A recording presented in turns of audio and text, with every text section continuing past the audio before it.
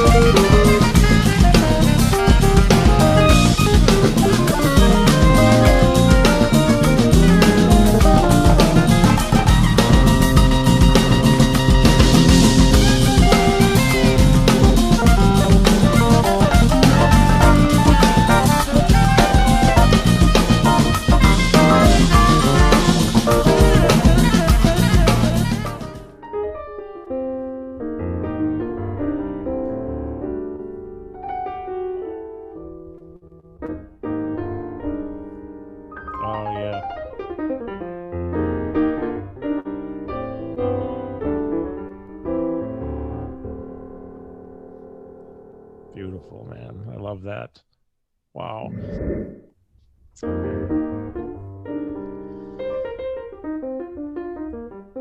Oh, hello, everybody.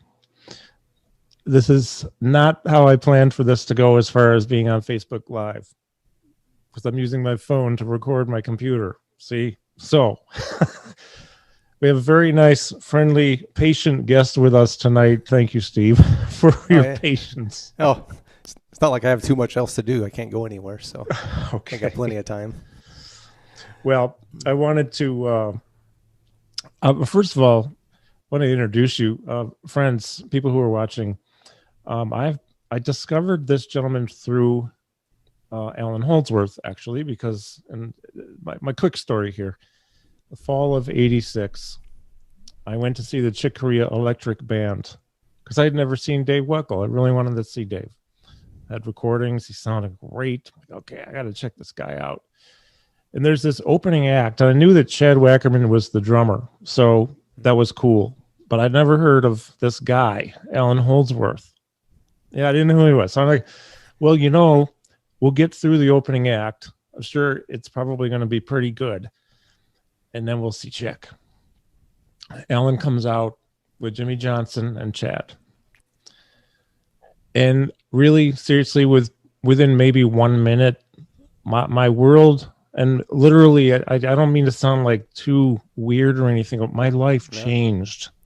That was the most pivotal moment of change for me musically in my entire life. I'd never seen anything like it. I couldn't believe what I was hearing. And so, you know, intermission comes and I'm like, I'm going to go home. I'll catch these other guys later. You know what?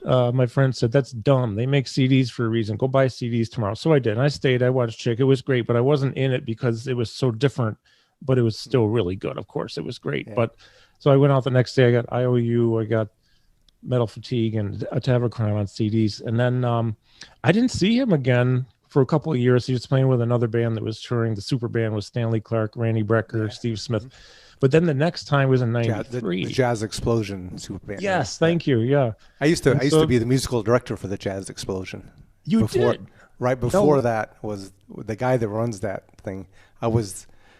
That's how I met up with Stanley Clarke because no kidding. Oh, wow. Because I was a musical director. I was a kid, like 25, 26, and I was the musical director for the Jazz Explosion. We had all these different artists on there, and the guy that organized and ran the whole thing and owned that whole thing. He when that year came, he did like the Jazz Explosion All Stars. Oh wow! And so that's when he had like and I wasn't really an all star, so I didn't make the cut. Oh jeez! Oh then. Man! So it was. I don't remember who was on keys. I remember it was Wright. Rick Baird. Jeff.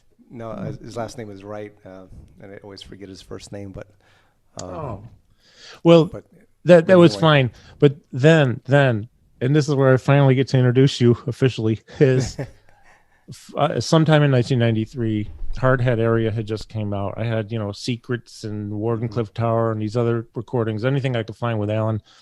And we're at Red Creek. My friend, John and some other people were out there front row. There was no row. It was standing only. I was right at the end of the stage with Allan right up against me. And you're on keyboards.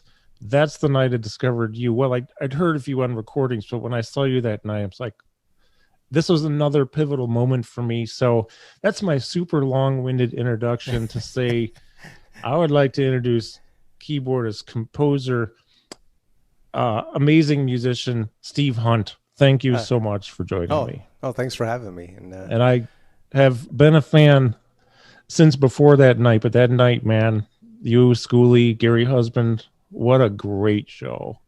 That was a good band. Well, they were all good bands though that I was in with Allan, and but that was a particularly good band with Schooley, and with Gary, and I think we had just recorded Hardhead Area, or we were about to go in and to record it. I forget the timeline on that, but that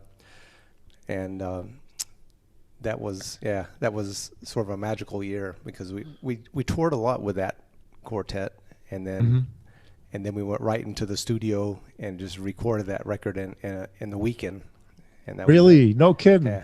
It took about a year to come out because Allan was being Allan. Yeah, because he probably didn't like anything he played. Well, that record, I won't go into all the details, but that record was it was on and off at least 3 or 4 times. So you can imagine I was so excited about this. I was on previous records, but just on a few tunes here and there, like on. Right. Secrets, I had 2 of my songs on there, and Wardencliff Tower, I was on a few more songs, but sort of scattered in the. But this was the first album where it was really just a band record. It was like that touring band. It was the whole band front to finish on that, right?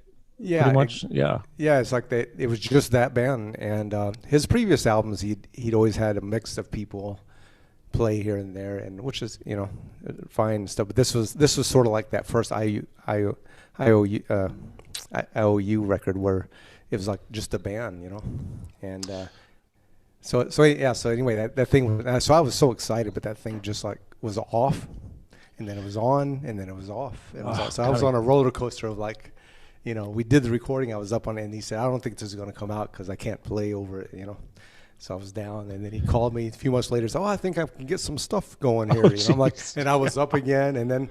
They had some technical problems with the digital machine they used, and I don't think we're going to be able to save the tracks. And I was like, oh God! And then he said, we did a special thing and we saved the digital tracks. I'm like, I was up, It was like that for about a year, and then when it finally came out, and Allan told me a few years before he passed away, he would call up every once in a while, and he said that was one of his favorite records. Yeah, that one and Secrets. He said those are his 2 favorite records of. It's like I wore, if you could wear a CD out, I wore that one out too. Yeah, and so that was a good band. So that's I'm glad you got to see that particular lineup, because that was I remember. Imagine I was having the feeling you were having, but every night standing on the stage, and it never waned. It never went away. Every night I get up there, I would have. That feeling you had, I would get that feeling every night. I was just so excited to get up there and we start playing. I was like, oh my God, listen to what I'm listening to. And then, I got to play. Sorry. Oh yeah. So it was just a really great time. I pinched myself because. I knew we'd talk about Allan, and I'd love to talk about him more. But so as we were starting off here, I kind of wanted people to know how I discovered you, and it is through Allan, obviously. And then I saw you that night. So my son, who's very musical as well, he and I have been listening to you since since those days. Well, he was, like 5 years old, but he was digging it, man. Seriously, Yeah. he's been into this for many, many years. And we have recordings of yours. You have other CDs that you've put out, a couple CDs, and I can't remember the names of songs. I'm so bad with that. But when I think of Steve Hunt, when I think of you, how you perform, how you play. Again, not to sound weird or anything, but you must have like the biggest heart in the world and be a really cool, friendly, awesome person, because nobody could write or play this way if they were not that way. I mean, you can't make this. I don't know if it's possible to make this super beautiful music, and this is just my opinion, but I share it with many. I really appreciate what you do so much. I appreciate that very much. I mean, as musicians, we strive to be. I mean, we all strive to be ourselves. We want to be. We have influences and all that stuff. We want to be like other people, and I wanted to be like Chick Corea and Herbie Hancock, but really early on, like, and I remember telling my wife to be at the time. I was in my early 20s, and I remember coming to this realization. I was like, I'm never going to be those guys. And I just have to accept myself who I am as a musician, and that kind of changed my whole perspective the rest of my life up until now. It's not that I don't imitate these guys, Joe Zawinul, and I mean Jan, all these guys. I love them all. Even Allan. It's like I was a big fan of Allan before I was in the band. But when I play and when I write, I just try to be true to myself. Just if it feels good to me, I like it. And yeah. And I try not to do something that's like,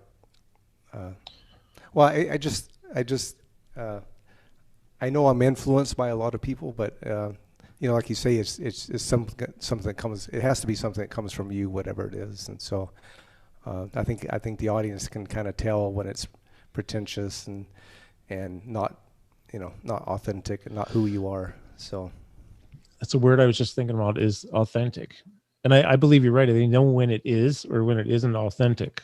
Yeah. And that's a huge thing for a musician, to become aware of what you were just stating about, wanting to be like somebody else, but then realizing, it's me. I can be me, and letting go of all that, and I mean, on a much different level. That happened to me maybe about 5 years before I decided to take a break from playing, which now has been 7 years, other than a CD last year, but that was different. Because I'm trying to regroup and figure out who the hell I am in that arena. Yeah. What do I have to say? Do I even want to play the drums? You know what I mean? I will, but I mean, there are other things too. So this is what I like about it is it can be this continuous journey for us as individuals and as a group too, Yeah. That's great. So I want to make sure we talk about this early on. This new album coming out, man. Thank you. Those tracks, every single one of them takes me on a journey. That's one of the things that I really, I'm hungry for that. I need these journeys, Yeah. And the players and the way, you got to be punching yourself. Holy crap! You got my heroes of all heroes. Yeah, they're all my heroes too, And yeah, I do. I can't believe Holy cow, man! I got all these guys on this. But you're a hero. So to me, it's like, well, yeah. I mean, they're all supposed to play together, all these guys, and gals or whoever. But really, man, what a great body of work, as Jimmy Haslip would say. This is a beautiful body of work. Oh, thank you so much. Yeah. Now, as we record this right now, it is January 8th, 2021. I don't usually try to date my interviews, but you expect this to come out sometime later this month? Yeah, the date I have stamped on it is January 25th, which is coming up really quick. And okay. There'll at least be a digital release at that time. I have that ready, and then eventually I may have some hard copies. Whoever still owns a CD player, I don't know. Yeah, I know. I still have 500 CDs upstairs. Some people want it, I can sign it or whatever. it's kind of a Absolutely. going away kind of thing. So, but so hopefully by January 25th, that's going to be the official release date, and then it'll kind of go from there. And Beautiful. I'll have it up on all the streaming services and the digital outlets and stuff. And it's anyway, called Connections. Yeah, Connection. Yeah, I'm super excited about this record too. It's like I only have a few records. Maybe I think this is maybe only the third record that's just under my own record. Mm-hmm. The very first one I did, which is called From Your Heart and From Your Soul, Mm-hmm. which Allan played a track on, and Chad and Schooley. Yeah. And then I did one a few years ago with a local bass player, Bruce Gertz, and drummer Henrik de Almeida, and that one. But this is just, I guess, my third. I've done a bunch of other records with other people. I started after that first record I did. I started, people wanted to come to my studio, and I started producing a lot of people. So I was produced and recorded and played on and all kinds of stuff with like tons of people. And then, but I've always had this concept in the back of my mind in the last 10, 15 years, is just contacting all these people I've played with over the last 40 years and just get them together again, you know. And I didn't know it was going to be during a pandemic, and luckily we have this way of just sending material back and forth over the internet, but it was always sort of something that was in my head that I just wanted to do, and unfortunately I wanted Allan to play on a couple of tracks too. That was sort of the plan, but he passed away a few years ago. So yeah, but I have all the band members that I used to play with in that band, and they're on this thing, and one of my I called it my first connection because a good friend of mine here in Boston, Randy Roos. Oh yeah, is on a track, and he gave me my first gig in Boston. No sight kidding. unseen. He never heard me. He got a reference from a local keyboard player who was in his band, Frank Wilkins, and he took that and he called me up one day. He said, "I want you to be in my band," and I'm like, "Do I need to audition?" He's like, "No, Frank said you're the guy, so you're the guy." And so I was in Randy's band, and Victor Bailey was in that band, the bass player I played with. Yeah. He was just a year younger than me. Okay. And it was me and Victor Bailey and a great drummer that was in town, Jun Sato. And him and Tommy Campbell were kind of good friends during that time. Oh yeah, sure. And so, but that was a big gig for me, like in Boston. And Randy really taught me, like, how to play with a group and how to like just how to play in live situations. He was my first guru. So he's like the first connection. And then all these other people on the record, they just go through the 40 years of my career and acquaintances, and then some of them are very new, so it's I'm really excited about this. And so that's why I called it Connections, because there's just every person on this I have a connection to in some form or another. So it's I love that. Each song with the performers have a story on its own about this thing. Yeah, it'd be several podcasts to get through all of them, but I don't want to bore you with all those. But no, let's do it. We'll start. This is number one. Yeah.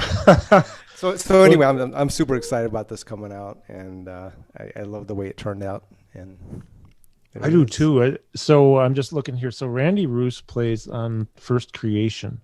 Yeah, and that's a tune I wrote when I was a student at Berklee in 78, 79, okay. And I performed it with one of my Berklee bands back then. And then when I got the gig with Randy, we played that in his band, and Victor. So I'm going to dedicate that song to Victor Bailey, because he was the guy that played that bass line, and oh really, and that thing that goes. And Victor just played it so beautiful. I'd never heard anybody play it like that, and it was just the way he played it was just amazing. And of course, 2 years later, he's playing with Weather Report. So I saw that band too one time with Omar and him. Yeah. Yeah, that was a great band. So he, so I'm gonna, he passed away a few years ago too, and I'm gonna dedicate that song to him on the record. So that's great. But he was in the Boston area for a long time, wasn't he? Well, he came to Berklee like the same year I did, like 77, 78, and I saw him just walking around the halls at Berklee. He never played with anybody; he just always had his bass, and he would come listen to people rehearse, and everybody knew who he was, but nobody ever heard him. And then the first time I heard him was when I got hired by Randy Roos, and there was Victor Bailey, and he played, and we were No just kidding. like, oh my, this kid is unbelievable, you know. Yeah. He just had all this stuff, and he's from Philadelphia, and Okay. he just had all this stuff, and then within 2 years he left Boston, and he got the gig with Weather Report, and he was off and running, you know. So, and originally that's another really sad. I was wanting him to play on that tune. Sure. When I started this thing a few years ago, and he got really sick and passed away sadly. But anyway, Evan Marion is playing bass on that, and he does amazing. That guy, man. We could divert into many things, but I'll just say real quick, I just happen to remember I also saw another version of Weather Report called Weather Update. The difference was Wayne wasn't there. Steve Kahn was playing. Oh, okay. So it's Erskine, I remember that time, Steve Kahn. They did a very short tour, and that was it. But Victor was on the band. That's right. Victor So I still, actually got to see Victor 2 times. That's right. He was just an amazing guy. So anyway, that tune, and the other tune, the tune "Carry On," which I have a video for. That one, is dedicated to Allan. Originally, I was going to have Allan play a solo on it, and that didn't happen. So now, as I play a solo, and then Jimmy Johnson plays a solo on it, and that was dedicated to Allan. I can hear. First of all, the "Carry On," those 2 words itself is. Well, that was Allan's phrase. He always, like a thing. He hated saying goodbyes. He was such a lovely man, lovely person. He hated goodbyes. Yeah. And so, even at the end of the night when we, leave the pub and go back to our hotel room, he would just say, he would never say goodbye. He'd say, "Well, carry on then," or at the end of the tour, it's sort of an English thing. I say, a phrase, I guess. "Well, carry on," Yeah, I can see him doing that too. And that was sort of his phrase, So so when I did the video, I was hearing Allan telling me and Jimmy and Gary, "Well, you guys carry on, I'm headed up here, and you guys carry on." So it's sort of that. That's why I named it that. Yeah. Oh, I can. I love that tune too. I love. It's funny. I was laying in bed, and I sleep very quickly. I'm gone, but I put this on several nights now. And that tune will come on. The first time I heard it, I didn't have any of the liner notes or anything. I wasn't sure who was on it, but I pretty quickly picked out Gary Husband because Gary is. Well, that's the other thing too. Is each of these players has very distinct, as you do. Amazing. You play just like Steve Hunt, right? You have an identity. I'm trying to change that, but I'm trying to get better than Steve Hunt. But I'm practicing still. But the voice that people, Vinny, Virgil Donati, he's got a very specific thing. Like Jimmy Haslip told me a long time ago, he says, "Man, this guy did like a thing. He has his thing." And they all, and all everybody does. All these musicians, I gave them the track, and I gave them like next to nothing as far as instructions. I just, here's the track, and I had my own envision of what, because I had drum machines or whatever I played to in my little thing, and then they would send something back, and it was just incredible. And so when Gary came back, and of course Gary has that beautiful tom kind of orchestration thing. Oh, it's beautiful. And he just orchestrated. I was just like, so Jimmy did his bass part first. He sent it over, and that solo he plays is just like classic Jimmy Johnson. Totally. And then I sent it to Gary in England, and he recorded it. When he sent it back, I put it up on my speakers and listened, and I was in tears because I was like, it was, that sound was like, I remembered that sound from like, from 25 years ago or more, or 30 years ago when we used to play together. Yeah. And that sound was like fresh, and it just sounded this. We had that same kind of. Man, but Allan was missing, but the spirit was still there, and the way Gary just orchestrates and plays, and he listens to you. And Jimmy's just a solid player and so musical. Thing's amazing, So anyway, so that's. Well, I love how it starts with that, and he said that the most beautiful tom sounds too. They're so full and rich, and the way he orchestrates, and then it goes into the groove. Yeah. And so I'm laying in bed, and okay, that's Gary, and I'm thinking it kind of sounds like Jimmy Johnson. And then when he starts the solo, there's no doubt. Yeah, that's Jimmy. It amazes me how Jimmy can just um, he's way up here, he's way down here, he's way back, and he just uses the whole neck, man. He uses the whole range of this instrument so fluidly, so beautifully. He hears harmony and chords as the whole thing. And then I mean, he's one of these like special bass players that he's always playing the bass, the bottom, but there's, without you knowing it, there's other harmony and stuff going on all the time. There were really quick story. He, of course, when I was with Allan's band, there was no charts. Allan, he didn't know how to write music, and so that we didn't have any charts. So we had to scratch out our own charts. So I have a bunch of my cheat sheets, with just scribbles on it to remind me what voicing I'm playing and whatnot. And then one day me and Allan saw Jimmy's little booklet thing, and so we opened it up, and page after page was the title of the tune, and then it was just letters. Oh, really? Just letters on the thing. No bar lines, no symbol of the chord. It was just a B flat, F, and then whatever. Just letters through the whole thing. Wow. And then, so I asked Allan, I said, did he ever ask you what type of chord that was? Like, and Allan goes, no. he just knows. And I was like, oh my. I mean, it wouldn't say F minor or major seventh or flattest. It had no information. It was just letters. Mm-hmm. And Jimmy just hears the harmony. And when he was doing an arpeggio or a scale run or anything, he knows what the harmony is. In fact, on Carry On, I don't even think I gave him a chart, because what happened was I sent him the tune to ask him if he wanted to do it, and then before I was able to give him a chart, he sent back to his solo. He goes, "What do you think of this?" I'm like, "I didn't even give you a chart," and he figured out all the changes and the scales and the harmony, and just played it. And I'm like, "Oh, cool." It was like back in those old days. Nobody told anybody what the chords were. You had to hear it and you play it.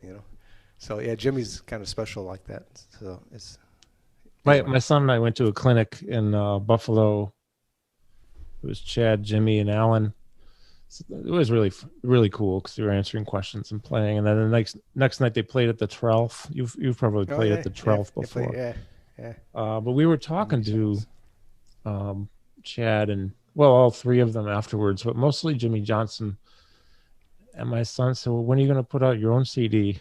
He says, "I see no need for that. I'm a side man, and I'd prefer to keep it that way."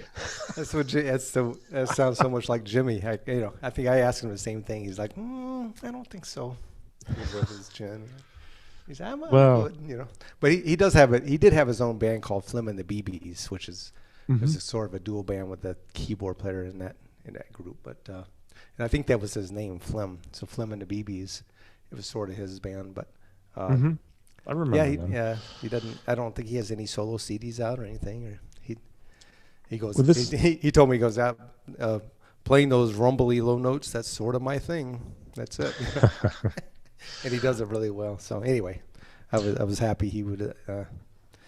He's on 2 tracks on this one, so I was happy to. Yeah. He's on the next one, the Quantum Entanglement. Yeah. Love that. And.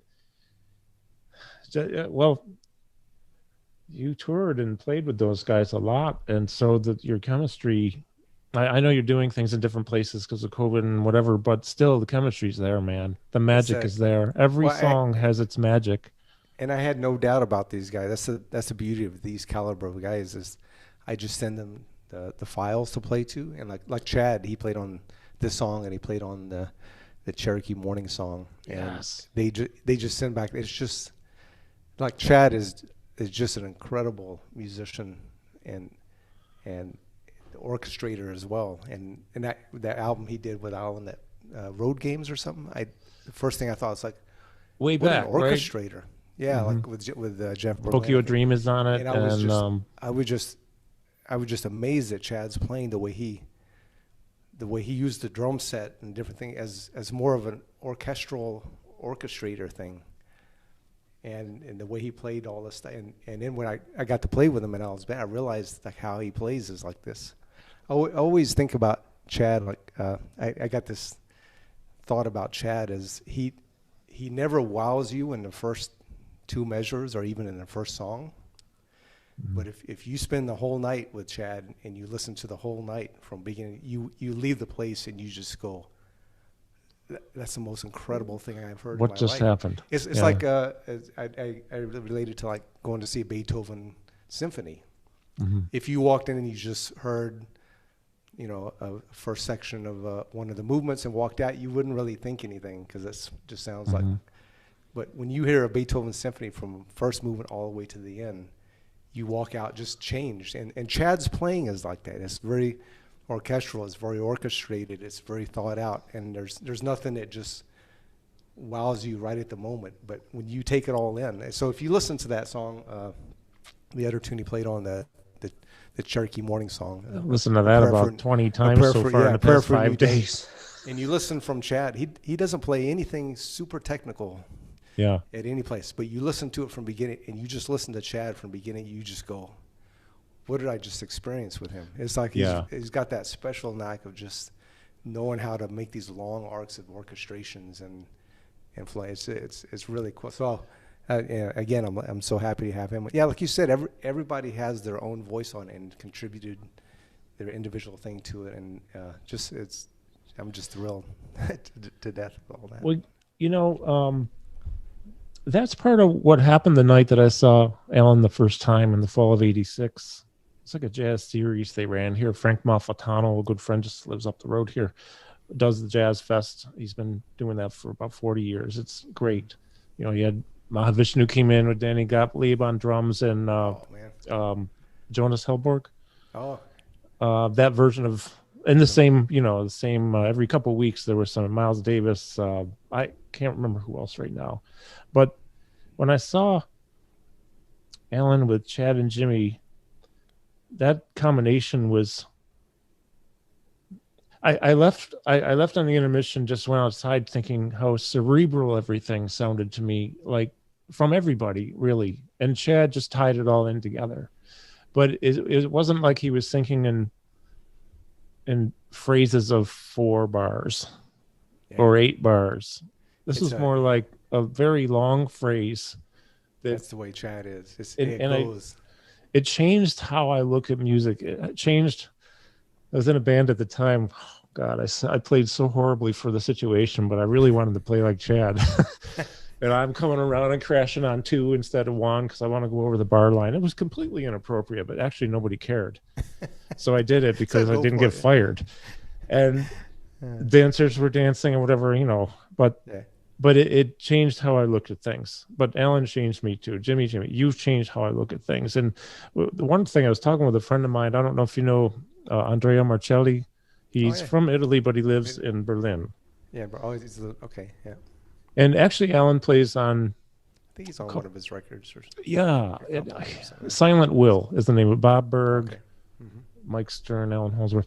So I've known Andrea for a while. He went to New York City a few years ago and went down to meet him and hang out. And he was saying how this is meant to be a compliment to all of you, is that how difficult it can be in this world right now to actually establish your own voice. Yeah.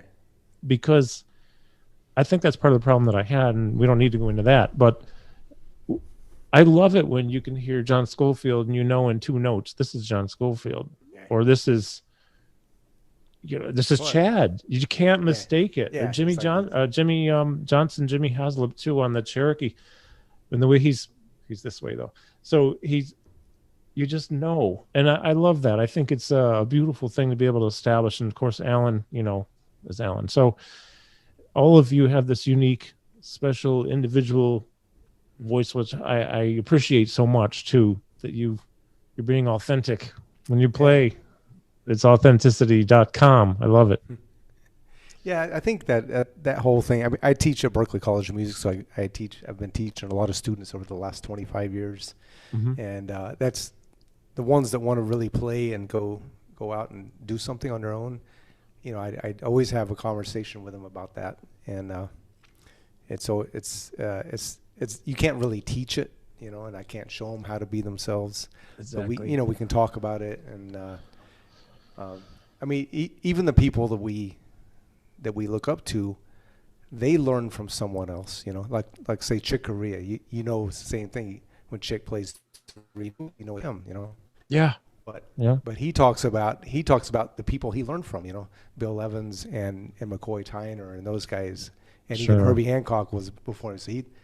So then you go back and listen to Chick, and it's like, oh yeah, I can hear McCoy right there, right. And then that voicing sequence, that's right out of Bill Evans, you know.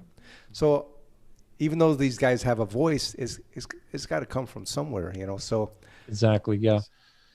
It's interesting, because I mean this with total respect, because first of all, you have your own voice, and everyone on this CD does too. But I also hear elements of things that they're like reminders to me, like almost like paying homage to Joe Zawinul.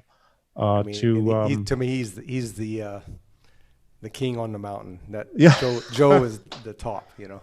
Love that guy. And I have all my other influences too, but Joe, he was just a big influence on me. And like even when I played with Allan's band, a lot of times I would think of Joe, you know. Sure. It kind of fit with that, but anyway, yeah. So.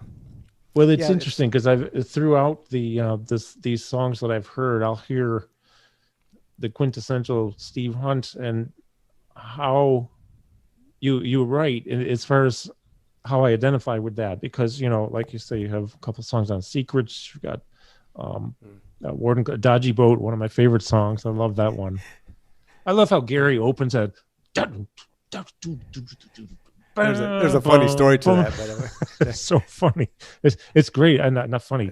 I said what you said by mistake. I don't know how, but no, it's so cool. It's a strong, beautiful, and I love how it builds that song. But also then I'll hear, like, again, just finishing my thought, is in this, what you sent me, I hear little reminders of things that are brought into. So like you say, you hear different influences here and there, but I love the individual voice factor too. So I'm sorry, did you say there's a song, a story about Dodgy Boat? Oh, well, just that beginning of it, because I was in the studio when Gary was recording that, and I had this idea of what I wanted for the intro, you know. Mm-hmm. And so I was trying, and he said, "What do you want?" I'm like, just, you know, and I had this idea for it, and then he just, you know, he'd do something, he just didn't like it, you know, and then I think he just got fed up. He was just like, just roll the tape or whatever, you know. And then he played that. He just, and it was more out of, I don't know what it was out of, you know, like just like, I want to do something, you know. And then Allan goes, "Oh, I like that," you know, like, "Oh, I like," and we all like, it was just the way it came out, you know. And then everybody loves that intro. It's just so different, you know. But there was a little thing that was happening before that. You just couldn't get that, you know. I wanted something out front, you know, like that kind of thing, but. And then he did that. Man. It was kind of a cool thing. But somebody told me once, they said, because I mean, Allan is another one. I was a big fan. I went to see all of his shows in Boston before I even met him. Mm-hmm. My band actually opened up for him, and when it was Paul Williams was still singing in the band. Oh, Chad and Jimmy, Paul Williams and Allan, and my group, they had Jimmy Earl in it, and Bruce Bartlett, local guitar player. And Ed Uribe, this drummer, we opened up, and we were nervous as heck. But and I think it was in Salem, Massachusetts, right outside of Boston. And we were so excited. And Allan didn't get to hear us play because they were stuck in a storm coming from New Jersey, so we had to play extra long. And but it was fun. And then afterwards, I was so nervous I never even went and talked to Allan because I saw him standing there. I was too nervous to even go say something to him. I was just like, I told my wife, look, that's Allan Holdsworth. He's the greatest in the world, you know. And so I never even went and talked to him, is the funny thing. And then a few years later, I was actually in the band. So it's kind of funny. But I was a huge fan of Allan's and stuff, you know, before I even joined the band. You know, so, that's but cool. Somebody told me once, they said, you know, I can tell the difference between your songs and Allan's. Your songs sound sunshiny and happy. And Allan's songs are a little darker and grayer. I can see I can see and that. And I'm thinking, wow, that's an amazing, because I grew up in Texas, and I had a great life. I had no problems growing up, and plenty of Where- sunshine. I was a happy guy, you know. Where in Texas? Well, I was born in Oklahoma, but I grew up in the southern part of Texas, like in the Galveston, Houston area, down on the coast, okay. a little town called Lake Jackson. And but I got a chance to go to Allan's town where he grew up in Bradford, England, Right. and right next to Leeds, where Gary grew up. And I was there for a week, and we got to hang out, but it was always gray and pissing it down, as he says, raining and gray. And, Oh, man. And Allan had an interesting, you know, childhood and stuff. And so you can see that in his music, you know, like there's a little mystery in there, a little grayish, you know, but beautiful, but there's some kind of pain in there a little bit here and there. And mine are just happy little tunes, you know. But I was influenced by his writing, you know, but I can't go that gray and rainy, you know. Mine always have to be a little brighter and happier. So it's funny that person kind of realized that, as you know, we're talking about being ourselves, you know. If you're not that, people, I think they notice that, you know. If you're not yourself, it's not that you're not influenced or you don't pick up things, but in the end, you have to be, you know, yourself and do what you like, you know.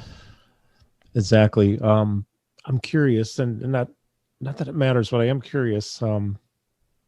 When you were going to Allan's shows, like when you opened for him, for example, you said Paul Williams was still on the band? Yeah, at that time he was Paul. Yeah, they were just doing. I think they had just recorded Metal Fatigue album, and okay. Who else was on the band? it was Chad. It was Chad and Jimmy. Oh, okay. So it was that album, you know. And, yeah, I love that album. That's the first one I listened to the day after I saw him when I went out and bought it. They only had 3 of his things there, so I bought the 3 they had. Yeah. And I put that one on first. It's funny because talking with Gary Husband, who I've gotten to know over the past couple of years, and such a great guy. He was telling me stories about John McLaughlin and how that relationship started. And there's just some of the stories are really funny from everyone I talk to, and I love it, you know, because we'll see you as, well, I saw you on stage. It was awesome. I love your recordings, but we know there's a life that happens too. Like, how did you know the story about Gary walking into the studio, putting headphones on John McLaughlin's head and hitting play? Yeah, it's kind of like his audition. I heard that story. And John didn't know it was going to happen. So funny. My gosh. Well, I love these little stories. I can tell you how I met Allan and like. I want to ask that too. Yeah. How did this come to be where you met him and then you're on the band? How did this happen? Well, to kind of lead up to that, I've never auditioned for a band in my life, except for this one wedding band that I auditioned. I didn't have much work, so I got a little sticker and I auditioned for a wedding band.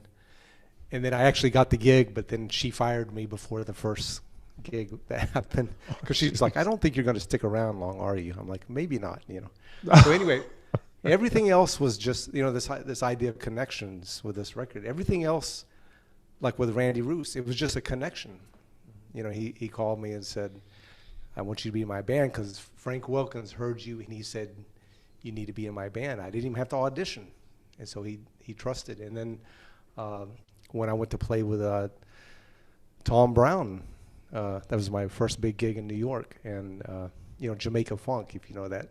I'm not familiar with the Queens. music, but yeah, okay. He was a trumpet player, and he same thing. He said, "Oh, I heard you play, and I want you to come." So I played in his band, and then when I got to play with Billy Cobham, it was just the people in his band knew me, like Baron Brown and Dean Brown, and Saw Davis, and those guys. And Billy wanted another keyboard player, so Billy calls me up one day and says, "Hey, I want you to play," you know, which is a kind of a funny story on the side. He refers to himself as Bill Cobham, not Billy, but we all know him as Billy.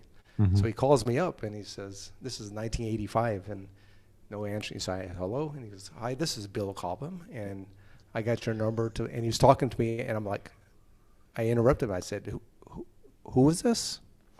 He's like, Bill Cobham.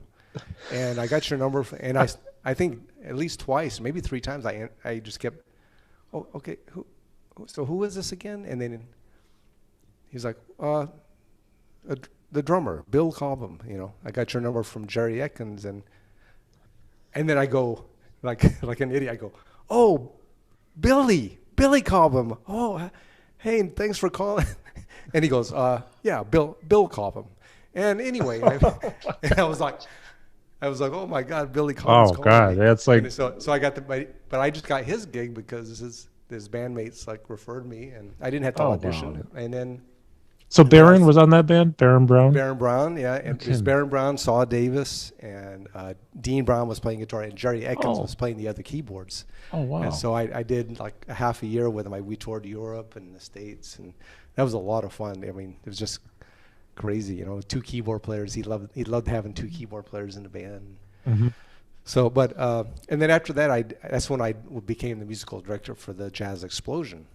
And that came through from a connection of the guy that started that thing, the Jazz Explosion, the thing you went to see too, with the All Stars. Oh, right, yeah. So same guy, and I joined up that band, and then when I became the musical director, the artists that were on the roster, they had to use our trio, which is me and Jimmy Earl, and a drummer in New York, and they couldn't bring their own bands, right? So they used us, and then one of the artists was there's artists like Freddy Hubbard and Stanley Turentine and Phillis Hyman, and one of the artists Ramsey Lewis, that was so cool. Oh, really? No kidding. And it was just all these great artists. Noel Pointer.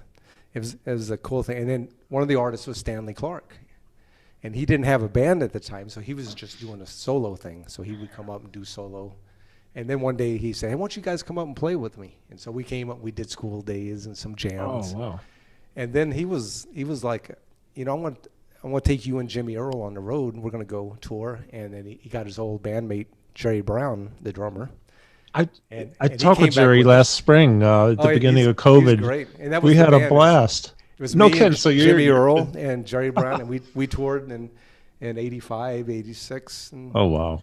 87, and then in 87 there was this is kind of a funny story, because this is how I met Allan, because in 87 Stanley called me, and I had 3 little kids, and my wife's a nurse and working full time, and you know, I don't do much because I'm a musician, but anyway, Stanley calls me and says, hey Steve, we're going to do this big tour in Europe. We got this massive tour, 10 weeks, 2.5 months, and we're going to go through it's going to be really great, so I'm just calling to see if you can do it. And I'm like, wow, I have to talk to my wife, because it's a long time to be away from home, and we got 3 little kids, and and I said, this sounds great, but let me just talk it over with my wife. And he goes, oh, that'd be great, man. I hope you can do it. And oh, by the way, Allan Holdsworth is going to be opening up on the whole tour with us. And I said, excuse me? Oh, wow. He goes, oh yeah, Allan's going to be on the whole tour with us. He'll be opening up for our shows the whole 2.5 months. I'm like,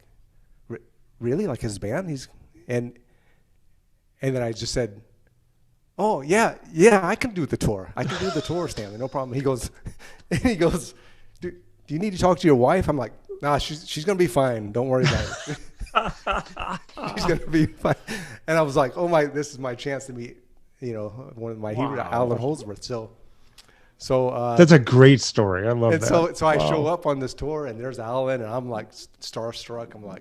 I'm playing with Stanley, which is the big hero, but here's Allan too. So me and Allan would hang out a little bit, and then he was playing. When you saw that show with him, because I saw the same show in '86 when he was opening up for Chick, and he was playing the syntax. Yeah. And when he took a solo on the syntax, you heard some chords behind there. There were like chords happening, but there's no keyboard player. Right. And I didn't know how. I thought there was a special thing in the syntax that did. I didn't know how that worked. Well, it turned out that it was a little cassette tape that they made, and there was a click track on it with a tambourine on one side. On the other side was Allan playing the synth chords that he recorded, pre-recorded. And they ran that one side of it with the click track into Chad's monitor, and the other side with the chords, they ran it back into Allan's rig. So no kidding.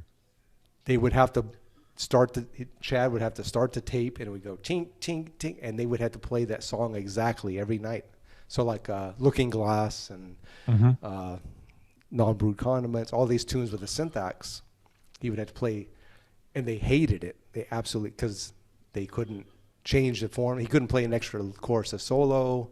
Sure, If they got off a little bit, it would be, it would be a disaster. So they all hated it, and so that's what they were doing on that tour with Stanley. And then after about a week, Allan said, because all my stuff would be set up, and Allan was like, "Hey, do you want to come in and join us so we can like get rid of this bleeping cassette player that bleepy you hate?" It's like, and I'm like, yeah. So he wrote out some little changes for me, and I rehearsed with him on the sound check, and then so for the rest of that tour, I would go and play 4 or 5 tunes with Allan.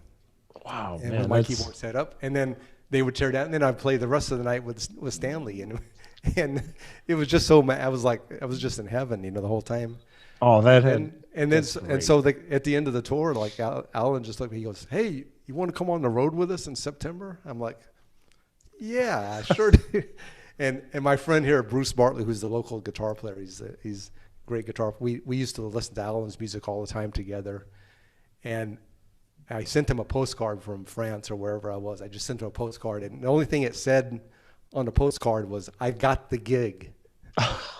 Oh, and man. I sent it to, and I think he still has that on the wall somewhere. No kidding. That is so I got cool. the gig. So that's how I got the gig with that. I mean, it's and it's a testament to this title of my new record, Connections, because it's just one connection after another like that just led me to that. And so anyway, so it's it's kind of an interesting way. Like I never had to audition, which is great, because I would probably never get a gig in my life if I actually had to audition. Like messing everything up takes. But it goes to show also that, and this has happened to me, and not in the music world, but a little bit at a different level. But in the work that I do, neurologists and Parkinson's and research and whatever, it's just if you keep your eyes and ears and doors open and look for windows open, and possibilities exist.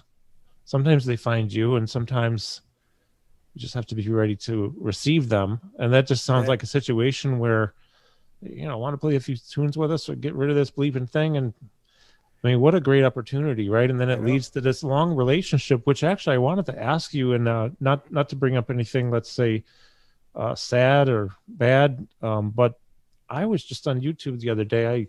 I've seen this before, but I realized that you were working, you were on gigging with Allan and Evan and Virgil like 2 weeks or maybe a little less than that before he passed. Is that?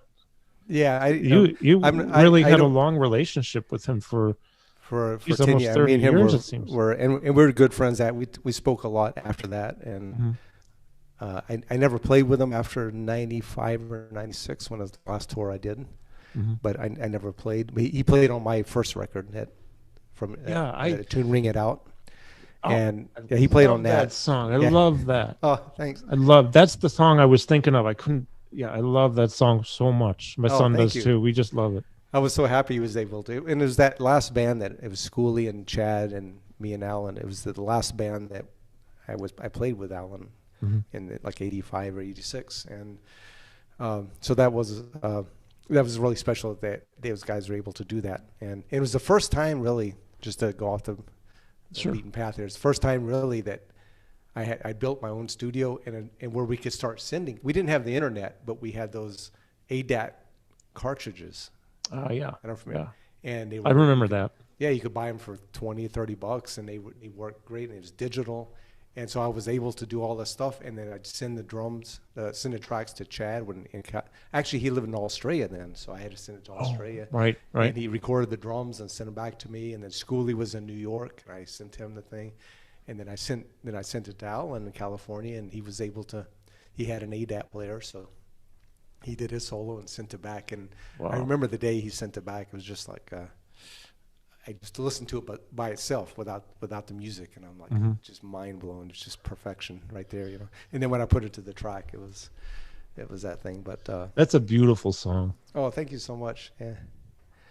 Um, So I lost my train of thought about where we were going with it.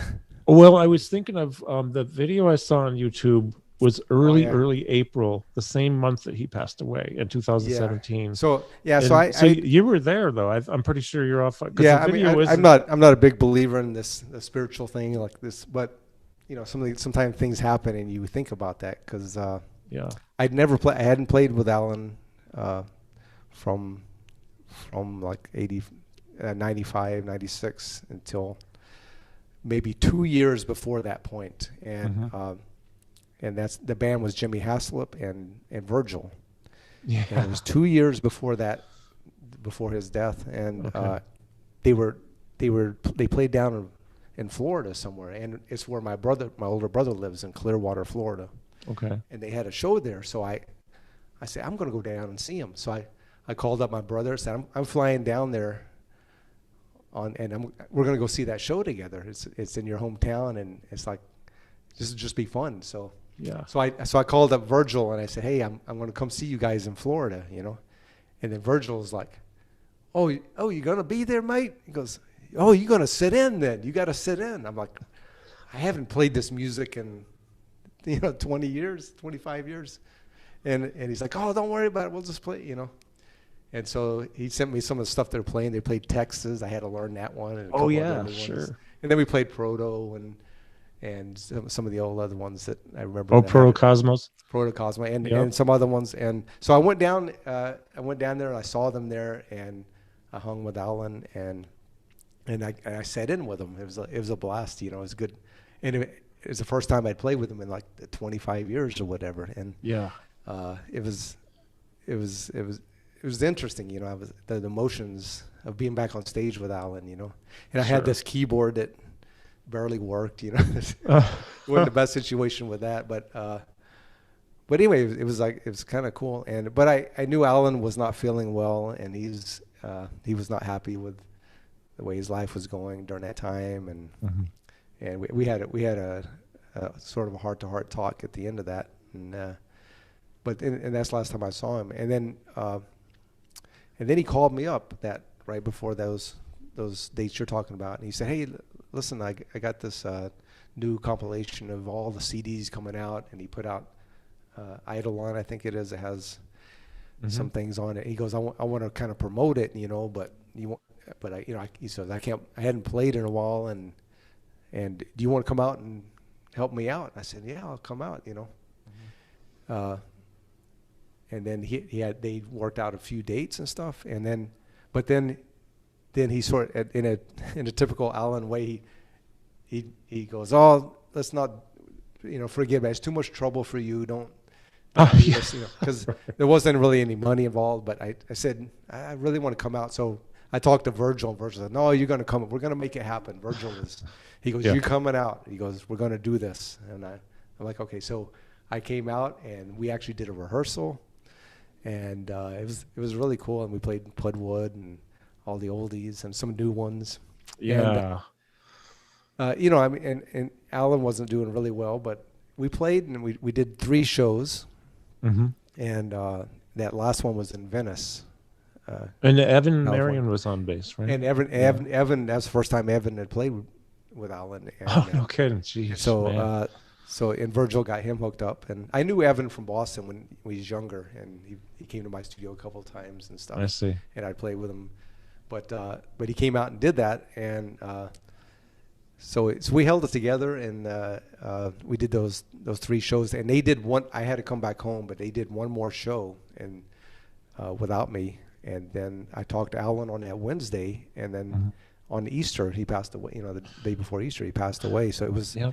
It was really traumatic, It's just, but I was so thankful that, again, I'm not a believer in the spiritual kind of like God put us together. Like it was meant to be or something like. I understand that. But there was something that's like I got to go back and spend time with him. We hung out a little bit and talked and we got to play one last time together. I'm really glad you did, though. And I'm glad you got to do that. And the other guys, they didn't get that opportunity, and and I feel fortunate that I was able to go back during that time. And we were supposed to play in New York with Allan like a month later. We lined up something at the Iridium. But I was going to go actually. Yeah, we still did it, the gig, as a tribute thing, and there was four great guitar players, all amazing. Tim Miller and a few others. Oh yeah, all the best, great, and but it took 4 guitar players to cover Allan's chair. Yeah, right. and they all admit that too, So each one of them did 2 songs, and or maybe 3, maybe 2 or 3 songs, but it took. I mean, that's when you realize, like, okay, Allan was like something else. It took that many guitar players just to cover what Allan would do in one night, So, but it was really sad, and it's just the whole ending part. But and do you know Leonardo Moonjun? Oh, I've met him a couple times, and I know he was the manager and for a while. He's been a friend of mine for just a good guy, good supporter of this music and everything. Very, very much so. Yeah. He's become a friend. Anytime I go to New York, we used to be a whole lot when I was doing the neuro stuff down there, but we get together, have coffee, whatever, or he'd. All right. So just real quick, I remember the last time I saw Allan Holdsworth perform was at the Iridium, and I think it was in 2014. And it was Jimmy and Gary. Jimmy Haslip, Gary husband on the band. And, right, yeah. Leo just grabs me and he says, "Come with me, you'll sit with me." So he has a table there that's like his table. And we went over and sat down and had some wine, and a few Baledo was there and some other friends were there. Then but the last time I saw Allan was after that. I went to see Virgil's band with Anthony Crawford, and it was just fabulous. And that night, Leo, it was so just that. I forgot, well, anyway, Leo grabs me to go over to the table, and he's looking at me and says, Allan Holdsworth is upstairs at the bar. I'm trying to get him to come down, but he's afraid to. But he finally came down and he sat with us. And I thought this is like my moment where I had met him before, but it's like a 30-second or a 2-minute thing max, like at the something horse, Iron Horse in Northampton. Oh yeah. So I'm there a few times. You've probably been there a few times. Yeah, we right? played there quite a few times too. Yeah. And you got the little small place. Down in the basement was the men's room, and I caught him on the stairway, and I didn't really want to hold him up, but he seemed talkative. And anyways, but this time he sat at the table. I actually got to tell him the story that I told you about going to see Chick Corea and wanting to leave after I saw you, Mr. Holdsworth. And what was interesting about it is he just kind of looked at me like I had 3 heads. I don't know what you're talking about. Why would you feel this way? Yes. No, you don't understand, do you? No, he was very down to earth. Yeah. He hated, like, sometimes we go in front of the club and it'd be a marquee with a thing, and somebody would always write, Guitar God or King of this, and he goes, "Oh, let's get rid of that." He always hated that, and he was he was an icon to us, and he was our God. All of us band members were like, but he never put himself on that level. No, he didn't. He was always just one of the band guys, But it was Allan Holdsworth, for Christ's sake, But he was just one of the band members. I mean, that's the way he treated us, and is like 4 equal guys. And it seemed like he, and I don't know who told me this. It was Jimmy Haslip or Gary, just saying to him we were equals. We were just part of the same group. We played together. But Jimmy did tell me, though. Jimmy Haslip told me that and this is actually kind of sad, though, in a way. But it seems like it's the quintessential Allan, is that Allan would, after a set or a show, come in, and the first thing he'd do in a dressing room was apologize for how he played. Did you ever experience that? Did I? Well, actually, the funny thing is, like, I have a little bit of that. Actually, all the band members had a little bit of that in them, and I was on that tour with Stanley. I had a terrible night, like just nothing went right. I just wasn't feeling it and messing up. And so I came back, and Allan and Chad, and I was like, man, I'm so sorry, man. I just totally sucked, and I apologize. And Allan looked at me, he looked at Chad, goes, man, you're going to be perfect for our band, man. And I'm like, what? You know, I didn't really realize. And I realized that was like almost a criteria to be, you had to apologize for your playing to be in Allan's band just so you could fit in, you know.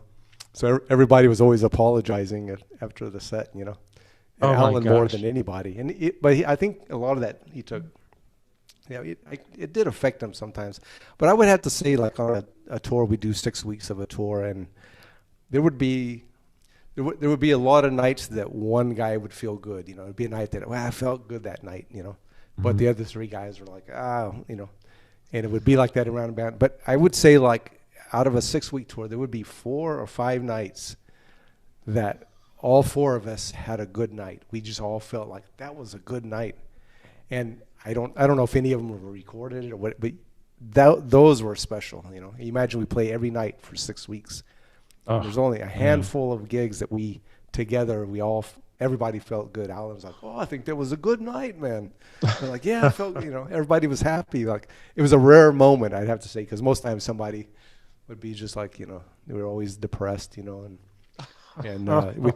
sometimes people would record on a cassette tape, and then the next morning you could see the music, they come down for breakfast and their face is all droopy, and we go, did you listen to the tape or something? It's like, oh my gosh, you know, it's that kind of thing. But Allan was always hard on himself, and I think you know, I think, and I don't think his fans understood that, you know, like why he was never happy with himself, you know.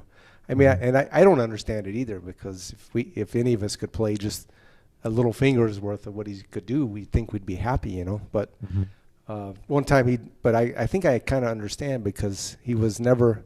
I think all musicians, you're probably the same way. It's like we're never happy where we're at. Yeah. Like we think we're going to be happy when we get to that level of the mountain, you know, and we get there, and then we're just like, well, whatever. But I can't do this yet, and then I'm so frustrated, you know. Yeah. And then you get to that point, and then you don't give yourself any credit, because there's always another hill to climb. Like and most of us deal with it. You know, I always tell my students, usually musicians, they go down 2 tracks. We're the happiest and most satisfied people in the world because we're doing what we love, but at the same time we're the most miserable people because we can't do what we want to do yet, you know. And so I heard Allan one time say, like, he goes, man, I'm hearing things, man, I can't do yet, man. And I was thinking, like, what is he hearing? Because wonder what that's like. I know. I was like, what must that be in his head? And of course, you know, on the next album, you would hear it. Like, wow, that's like so different from the album before. And he would always be hearing new things, and then he would be frustrated that he can't do that yet. And I think all musicians have that kind of that mental disorder, you know.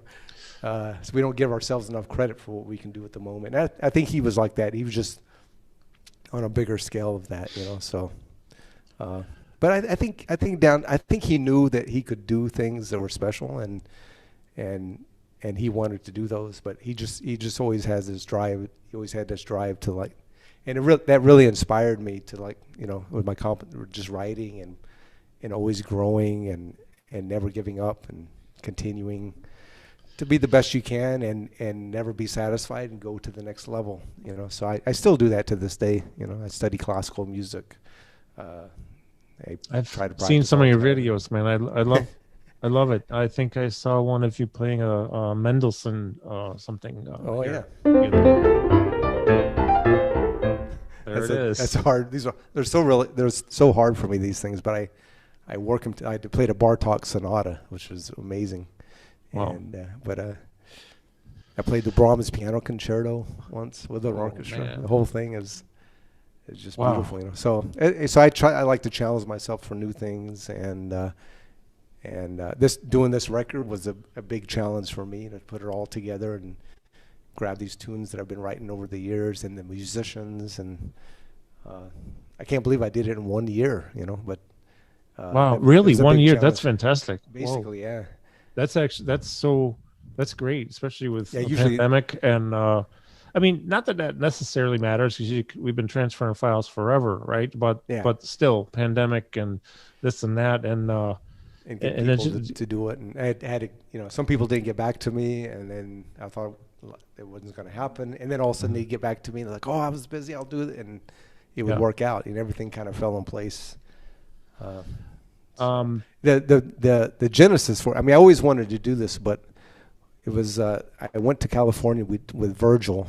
I forget, it was maybe a couple of years ago or something, and then we went to Australia, and Evan was on it, and Alex Makachik was on that band. Oh yeah, we played the Baked Potato, and Jimmy Johnson came down, so I was like, "Oh, Jimmy!" So I was hanging out with him in that little. Have you ever been to the Baked Potato? It's like yes, I was. I was there when I did my CD. I went there with Jeff Richmond.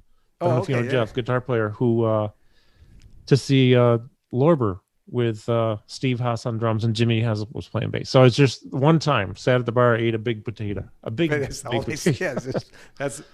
I realized why they call it the Baked Potato. But Jimmy we were hanging out in the little back area, and I was thinking about doing this thing, you know, and I got a little. I wanted to ask Jimmy if he would be interested in recording a track. I got kind of nervous. I was like, and so I kind of like stuttered and, "Hey Jimmy, listen, do you think would you want to, like, you know, if I had a tune or something?" And he goes, and he just interrupted me because he knew I was like him and hawing and bick bock, and so he just interrupted me. He goes, "Send me something, send it to me now." That's great, man. That's great. He's just like, I'm like, "Oh, okay, oh, that'd be great," you know, like, and so I finally put together that Carry On tune and the other tune he played on, and I sent it to him, and he got right back to it, and that was sort of the genesis to get the spark that got the whole thing going. And I said, okay, now I got to get Chad and Gary to play on it, you know, and then the next tune came up, and the whole thing just kind of fell in place. And that one tune called Memories of Sherwood. Oh yeah, that is a tune. It was just a tune I had, like this groove thing, and I started kind of messing around with melody, and I wound up playing the melody that's on that is Maid Marion on Secrets. Yeah, I was going to ask you about that because I say it's a much slower, you know, broken down over more measures version of the melody of Maid Marion. Yeah, it's like it's a three kind of phrase. It just it expands the thing, you know, and so I was just playing through that groove. This is before anybody was on it. I was just kind of working with it, and I had this, and then it was in D flat. So I just started. I'm like, oh, it'd be cool just to kind of announce that melody in this, you know. So the whole thing just kind of came like that. But I didn't have a drummer on it yet, and I was just working out on my little stationary bike in my studio, and I'm thinking, like, who could I get, you know? And then the album came up, and I'm like, I wonder if Vinny would do this. Yeah, because he played on the original Maid Marion on Secrets, right? So that's on the Secrets album. Secrets album, yeah. And Vinny plays amazing on that. God! And I'm like, that's what I needed on this tune, just some free kind of like really extra stuff, you know. And then so I emailed him, you know, "Hey Vinny, I don't know if you remember me, but we did that tour back in with Allan back in '89, and he got back. He goes, "Oh, those were special times, man," you know. And I said, "Do you want to?" I'm sort of doing this remake of Maid Marion, and it would be great to have you play on it because you played on the original one, and blah blah blah. I was. He loves doing those gigs, by the way. No, I don't know him, and I've never spoken with him, but I've seen him speak about it. Yeah, like with I don't know, Rick Beato and maybe Dom Famularo and other people. He's talked about how special that band was, which I've dug up. There's a bootleg stuff of one of those nights. Oh yeah, it's on YouTube. There's actually two that I know. Well, there's like four that I know of, but two are like complete sets, and they're pretty much the same set. Not exactly though, but it's you, Jimmy Johnson, and Vinny, and I'm thinking one of them is a video. It's not just audio; it's on YouTube, and it's if I can find it, I'll send it. It's really poor quality. I think that's the one. That's the one that's in Florida somewhere. I think. It is. The guy's like probably trying to hide the camera. Yeah, there's like everybody's trying to bootleg. Because nobody had a cell phone in 1988. No, it was like a big old camera. Probably a shoulder unit. Yeah. Yeah, there's a few of those that Allan But saw. Vinny really loved. I've seen him talk about. Well, like, what's your most, one of the most amazing experiences you ever had? Oh, Allan Holdsworth's Secrets. Yeah, playing and doing that album too. He loved doing Yes. that album because one very special thing of Allan, but not to go back on, but he would never tell anybody what to play. He never told us what to play at all. Nothing. Yeah. He would say, "Oh, this is the voicings and this is the chords." Okay. And like you would think, like, what do you want me to play? But he would never say. He started playing, and we just filled in.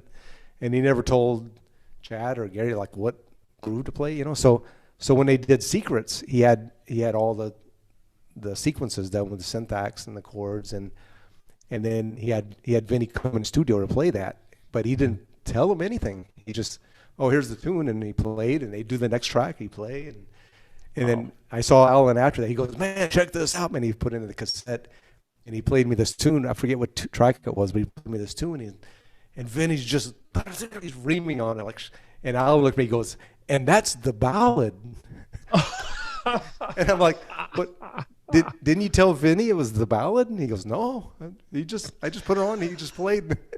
And that's the beautiful thing about Allan. He wouldn't say, "Oh, this is a ballad." He would just, "Okay, what do you hear and play?" And they would let you play. And it was a special thing. So I even though Vinny is who he is, I think a lot of people tell him what to play and. Okay, I want you to do this and do that and play that groove and play like Steve Gadd here. Be like, what? Well, I know he loved doing the Secret album and those gigs with you guys. I have a funny story about that because that tour was like 6 weeks long, and it was Chad, Jimmy, and me. And Chad could only do the first 4 weeks. He had to leave. I don't know if he's going out with Frank or he had something. He just couldn't stay the last 2 weeks, and so Jimmy, knows Vinny, and Vinny played on the record as well. So, but Jimmy said, "Well, let's just get Vinny to do the last 2 weeks, And I was, "Oh, that'd be great if he'd do it, And so we had 2 days off when Chad left. So me and Allan stayed on the East Coast here, and then Jimmy flew back to California. He got Vinny, and Jimmy's a really organized guy, right? He's got everything together. So he gets together some charts, and he gets together some cassette tapes of all the tunes that we play for that tour. Mm-hmm. And then he's got everything in a bag and ready to go. So when they do that 6-hour flight from California out to Baltimore, they got time to go over because there was the gig that night, actually. Oh, wow. And so Jimmy told me the story later. He goes, "Yeah, I got on the plane, and the plane took off, and then we got settled. And then Jimmy said he reached down in his bag and got out the charts and the cassette and pencil and headphones, and he got everything out. And he put it up here like this, and got things ready. And he looked over at Vinny, and Vinny was just conked out, just sound asleep. And so Jimmy said, "So I put everything back in the bag, and then we just flew all the way." Oh, wow, I said he didn't listen to anything. He goes, "No, just." Oh gosh. And so we get to that gig, and it was like this little room. It looked like a disco room or something, I remember. And we got set up, and then the only thing we had time for is in that sound check is we played every tune just once. Once we just played. So me and Jimmy and Allan just played. Vinny didn't know any of these songs. He may have heard them, but he didn't know them, Mm-hmm. And so we would just like Looking Glass. We just played straight through, and whatever happened, we just played. And then Vinny was just learning it at the time, so he got one run through on each tune. Wow. And then we played the gig that night. Man. And if you know Allan's music, there's always time changes, right? There's things that happen. Mm-hmm. And it never messed him up. So we go through the time, and then there would be an extra beat or a less beat, or the eighth note anticipation would become the downbeat sometimes, Mm-hmm. Mm-hmm. Yeah. And then, but Vinny would know, and then and he would just notice after, but it never messed him up. He was like, oh, Wow. and he'd be off by an eighth note, and then he'd just recalculate, and then we'd be off and running, But by the time we got to that Florida gig, he knew everything that you're talking about. Yeah. And then the last gig we did in San Antonio, there's some bootlegs of that. It's just ridiculous. It's yeah. I was listening to that so insane. recently. I listened to, honestly, I think this is not far from exaggerating that I've listened to Allan's music. Probably 4 days of the week since I've seen him the first time. And a lot of times it's every day. And I particularly really enjoy the early 90s period. I enjoy all of it, though, actually. All of it. But I really love the hard hat area. I like to dig up. There's great video on YouTube of you guys playing in Brazil somewhere with that hard hat band. I remember that tour. Yeah. And it's good quality, too. It's like it was produced for... Yeah, that was a good tour, yeah. But it's really interesting to hear these stories, though, too, about, how you met Allan. You sat in with... opening up for Stanley, who you were with too, and then the whole Vinny thing. Now, when you did the gigs with Vinny, Jimmy Johnson, and Allan, was that before Secrets was recorded? So I there's actually a guy in Argentina. He knows the whole time. His name is German, and I'm good friends with him. But he knows all the time. So I usually ask him like, "What's the date?" Like, okay, when did we do this tour, and when did the album come out, and then when was it recorded, and he knows all these dates. So I'm not totally sure. I think that tour that Vinny was on, we were doing a dual booking with Ronnie Montrose.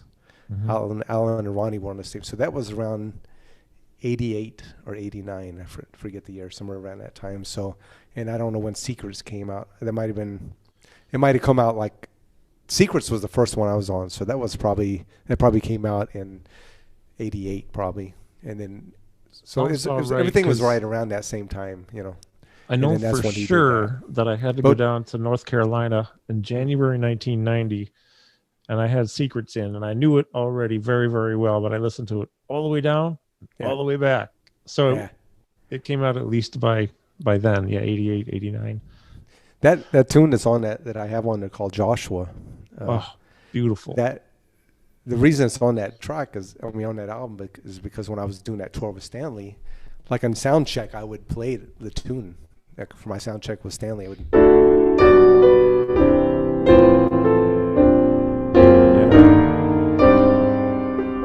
Wow. I would just play through the chord just as a sound check, and then one day Allan came up to me he goes, "Hey, what is that song you're playing with, your sound check?" I'm like, "Oh, that's a tune I wrote. I named it Josh after my kid." He goes, "Man, I love that, man. Could I record that on my next record?" And I was like, this is before he asked me to even be in the band. I was like, that would be a dream come true, So that's how that tune wound up on there, Wow, my son and I talk about that. We love that tune. Yeah, I'm so proud of like that, the way that tune came out when Allan did. It was just a dream come true. Have him ask me to play it to, and then when I first heard it, when I flew out there and he was doing the mix, and I heard the whole thing together, it was just the emotions just came up with, in this, again, I don't want to sound ridiculous or anything, but it isn't that often that I'll hear music or playing or performing or whatever that makes me highly emotional or even cry. And it could be happy tears. It's usually happy, or tears of joy, as Don Ellis would have called it, right? But but your music, there are things that you've done, things that Allan has done, where I just listen and I feel so many emotions. It is like this big pot of an emotional pot where I don't experience that very often in my life, and I love it when I do.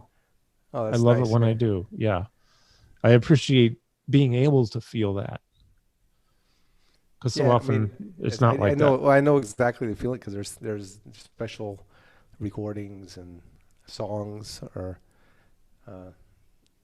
performances that I get that exact same feeling. Or some of the old classics. Like there's a particular Chopin nocturne that every time I hear it, I just well up on side.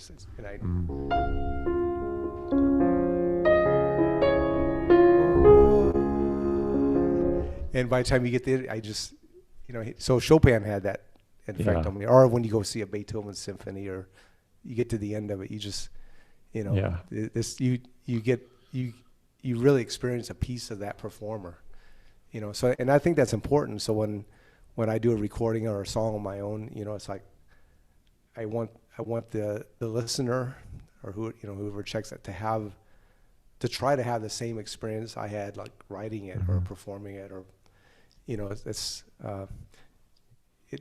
it'd be useless if it was just for me, like Sure. why would I want that, It's well, like, yeah. When you're an artist, when you want to do it, you want them to experience what you're feeling and have their own experience with it. And I talk to my students about this all the time, like when they perform, what is it you're trying to say to the people, you have to say something, Right. They don't know, most of them don't know what chords you're playing or what scale or even what time signature it's in or anything. Mm-hmm. All they want to be is a story told to them, something, give some emotions through a story and through the notes. And then if you do that, then you're successful. And so the compliment you just gave me, and when people give me that kind of feedback when they say, this one lady came in, she goes, when you were playing, I was just experiencing waterfalls, and it was nothing about like, oh, I dug that harmonic minor you put over the 2 chord. Nobody knows that stuff, And they experience other things, and that's what you want. And that was like some of the best compliments I get, So it's interesting because I sometimes feel that maybe I'm lucky I don't know much about music theory. At the same time, I wish I knew about music theory. Maybe if I had to write a song to save my life, I would probably be dead, or it would be a really bad, simple song. But I know when I hear something special to me. Yeah. I heard Allan the first time, and then every time after, it's sort of, I hear you, it's special. And when the other day when we were talking online, you were saying, enjoy the journey. And of course, I figured it would be a journey because I'm familiar with a lot of what you have done. And man, this is a journey. And that's what I really like, though. I like, because I emote, man, when I hear certain things. And this new Connections album that you have, this is a journey. Every song in and of itself is a journey. In fact, even with like on Cherokee, there are several journeys within the journey. Exactly. Yeah. Right. It's like it this goes and comes and it's beautiful. And some of that I have to do in production, so I have to make decisions about when things come in and stuff. But that's what I appreciate you saying that too, because that's the way I form all the music I do. No matter if I did that thing with Beyond Turbines and the trio, the acoustic trio I have, a trio now that I do that's my main goal. It's like when we start, it has to be a journey to the finish. Otherwise, it's not going to be the track. Mm-hmm. Otherwise, we have to all communicate, and you're going to start, and you have to have a journey to the end for somebody to experience. Otherwise, I don't want it to be on the record, So this record here, every tune had to have that, mm-hmm. and I think each and every one of them it was successful in that way. It just has definitely this thing, and so I hope. There are some tunes I'm like, wow, this is really long. I should cut it down. And then I'd listen to it, and I'm like, no, that's the whole trip. It can't be anything different, So some of them are long, but if you stick through it, it's a good experience, So yeah, well, that is. I'm trying to look for the tune here. The one I think it's Cherokee, the prayer. Where it starts off, well, it's a little freestyle maybe in the beginning, but then it goes into 5, isn't it? And 5, it's 5. You don't really notice it, but it's then it goes into maybe a 4. Yeah.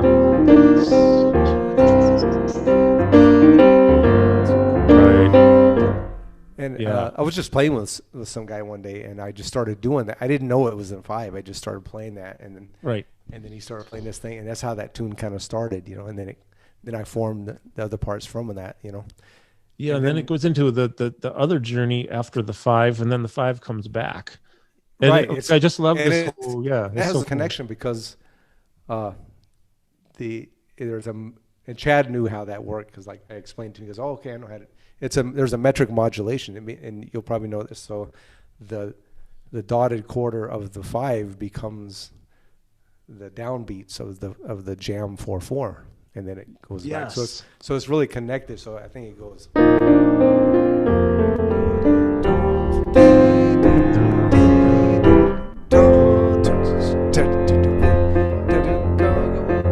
Yeah. And so it's connected like that. It has that little space, but that's where it's perfect. So there's great transition, man. Yeah, and a nice transition. And then going back to the 5 is a beautiful transition too. Yeah, and I love how, and I was trying to figure out yesterday if Chad is purposely, of course he is. He knows what he's doing. He's done that thing. It's almost like it's he's on the 8th note after 1 or something on the snare, and I don't. And okay, I got it. What a great transition, though, how he did that. Yeah, he. I mean, like I was saying before, he just has a way of orchestrating the drum parts. Where, I mean, I forget that he's playing drums after a while. He's just. It's kind of like there's a few instrumentalists like that. Like Freddy Hubbard is like that for me on trumpet. I'm not a big trumpet fan. I mean, I know it's great. But when I listen to Freddy Hubbard, I forget that he's playing trumpet. Trumpet is not in my mind at all, Mm-hmm. And when Chad plays it, it gets like that for me because I just forget that he's playing drums. It's like a instrument, and he orchestrates and things are happening. Everything is it's not calculated, but it's from his feeling, but it's the little things he puts in there at the right time, and it just. So when I did that, when I had that little jam section in the middle, Chad played first, and so he played over whatever sequence I had, and I told him, I said, I just want this section to be like a 3-way conversation between the 3 of us, and so I had my stuff down there, and then he played to that, and then when I gave it to Jimmy Haslip, my initial thought was I was going to have this ostinato bass line that kind of grooved to that. But I told Jimmy, I said, I want this section to be like a 3-way conversation between all of us, And when he sent back that track, I was just blown away. It wasn't what I was expecting. I was expecting like a bass part, Mm-hmm. And then he sent back this thing, and he's playing all these things in between and notes and little things, and it's just magical. Like what he played through that whole. Every time I talk to him, he's probably sick of me. I said, I'm just like amazed at that what you played in that whole track. It's just kills me every time. And he plays and he puts all. It's just F. Mm-hmm. And I told him, I said, it's like F. Sometimes it's F sus or F, but sometimes it's F Lydian. I don't know. It's just F something. He's like, okay. And he caught all those things. Sometimes he's playing the Lydian. Sometimes he's playing the minor. And then he'll play some like little. It was just magical. And every time I hear it, I get that same like feeling. I keep talking about, like, wow, this is just so emotional because he was feeling it to that. I just love this. I first listened to him in that first Yellow Jackets record, and that was just I loved that, right? The very first one, and of course all the other ones he did with him. But so anyway, that's that. I just love the way that he played on that. It blows great. Me away. Yeah, I love that track. I love all the tracks. I just one other track I wanted to talk about too, because I've been a fan of Vinny for many years. Oh, yeah. I think all of us drummers are, right? And all the drummers on the album. But when I listened to Vinny on that, this is just so smooth and so open and flowing, and yet in some case, a couple places he has these really long fills, sort of. When going over whatever you're playing, and then when I sent that to Jimmy Johnson, I said, "Oh, you got to check this out," because Jimmy Earl is the one playing on the track. Yeah, A good friend of mine from way at the beginning of my time here in Boston. Jimmy's great. Jimmy played with me with Stanley Clarke, and he played with in Chick's band too. He's just great. I hung out with Chick Corea once in Japan, and I wanted to talk to Chick about keyboards and play. And I told him I knew Jimmy Earl. He goes, "Oh," and then that's all we talked about. Jimmy, I love Jimmy, man. He's like, and so I never got to pick Chick's brain about anything else. All he did was talk about Jimmy, how great he was. And I'm like, that's great. Okay, but so cool. I blew it by mentioning Jimmy Earl because that's all Chick wanted to talk about. What a talented guy, though. Jimmy's just played so much over the years. So many great things. So I sent that track to Jimmy Johnson, and Jimmy, he wrote back and he says, the first thing he says is, Vinny just has that radar effect. He knows what you're going to play, and he's right there with you every time. And when he sent back that track, and there's that little part in my solo where I start schnailing, as I call it, German schnadel. I just start playing fast through it, and then you can hear Vinny while he's tracking it, because I bet you anything he didn't listen to the things I sent before. He just, hey, okay, roll the tape, and he was just playing. That's just the way he is. So I just started going fast, and then he starts picking up with me, and then I kind of stop on it, but he keeps going. Yes, he keeps going, and then I noodle around, and then at the very end I come down. I'm like, and then we both crash on a downbeat at the end of that. Yeah. And I was screaming in my studio when I got the track up, but I'm like, whoa! I was jumping up and down. Like, it's a good thing there's not cameras in my studio because I'm acting like a fool. But I was I'm like, that's so perfect, like that, the way he does that. But Jimmy Johnson, he said that's his thing. He's always listening, and then he just catches on to what you're doing, and he's right there with you, Yeah. So that's a really cool track he did. It's a real impressive track, like they all are, but that is unique, of course, because of who's on it, and Vinny's there, and that just is the way that nice open. Sometimes hitting a cymbal without hitting a drum at the same time. I love it. Virgil does that too quite often. He'll come. That's all you hear is a cymbal, and then he's back into something. But it's part of that orchestration thing. Yeah, the displacements of certain beats that could mess you up. But he does that. They always come back at the very Virgil. End. I had to figure out what that was. Like tick that do that and he plays right. You mean at the beginning of the song that Vinny's on?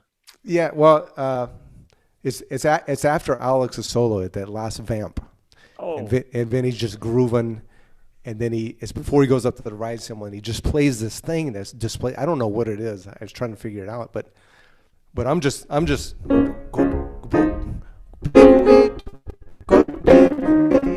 then Jimmy Earl is just playing, go, and then. When I'm listening to him, I'm like, oh, what was that? And I played. Vinny found these little subdivisions in between what we were doing, and he's hitting me in between, and then he comes out. I'm sure a drummer can figure out exactly what it is, but he just all of a sudden is displaced, and then boom, he's right back into it. So when I was mixing it, I was like, maybe I should pull the bass out right there, and maybe one of my keyboard hits, and just leave Vinny. And then I did that, and then I'm like, no, that doesn't work. And I had to put it all back in there because that's what Vinny was. He's like, it's what he did. He fit in between that, And it doesn't work unless I leave that stuff in there because he's putting the stuff in there. And I'm like, wow, that is like some freaky stuff, I'm still trying to figure out the very first measure of the song before anybody comes in. And Vinny does that thing. It's like a 5. So. Yeah. He goes, I had no idea what it is. I'm usually pretty good at figuring that stuff out. This one's got me stumped. So when I had the original like kind of sequence track, I had just a big snare drum hit on beat 4. It's 1, 2, 3, pa, doon, good, doon, go.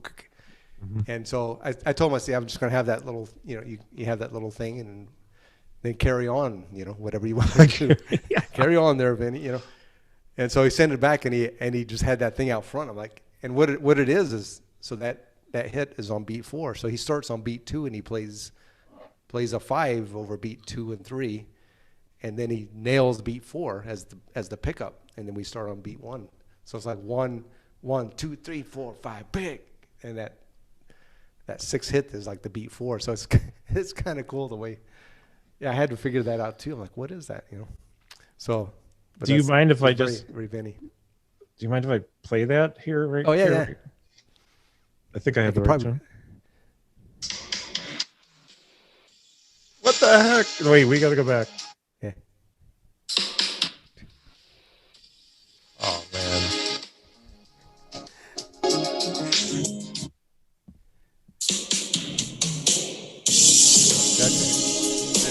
Oh man. That's great. That is just great. I love this.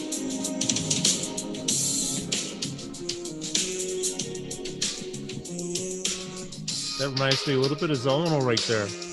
Yeah, it's like that rub right from Brown Street.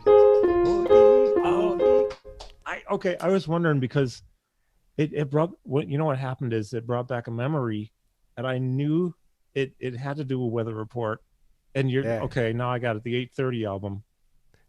That tune Brown Street. I listened to that 3 times a day. Like for years, yeah, and I still listen to it to this day. That is like such an amazing track, and what Joe does, the way he plays over that, it's like E flat, I think,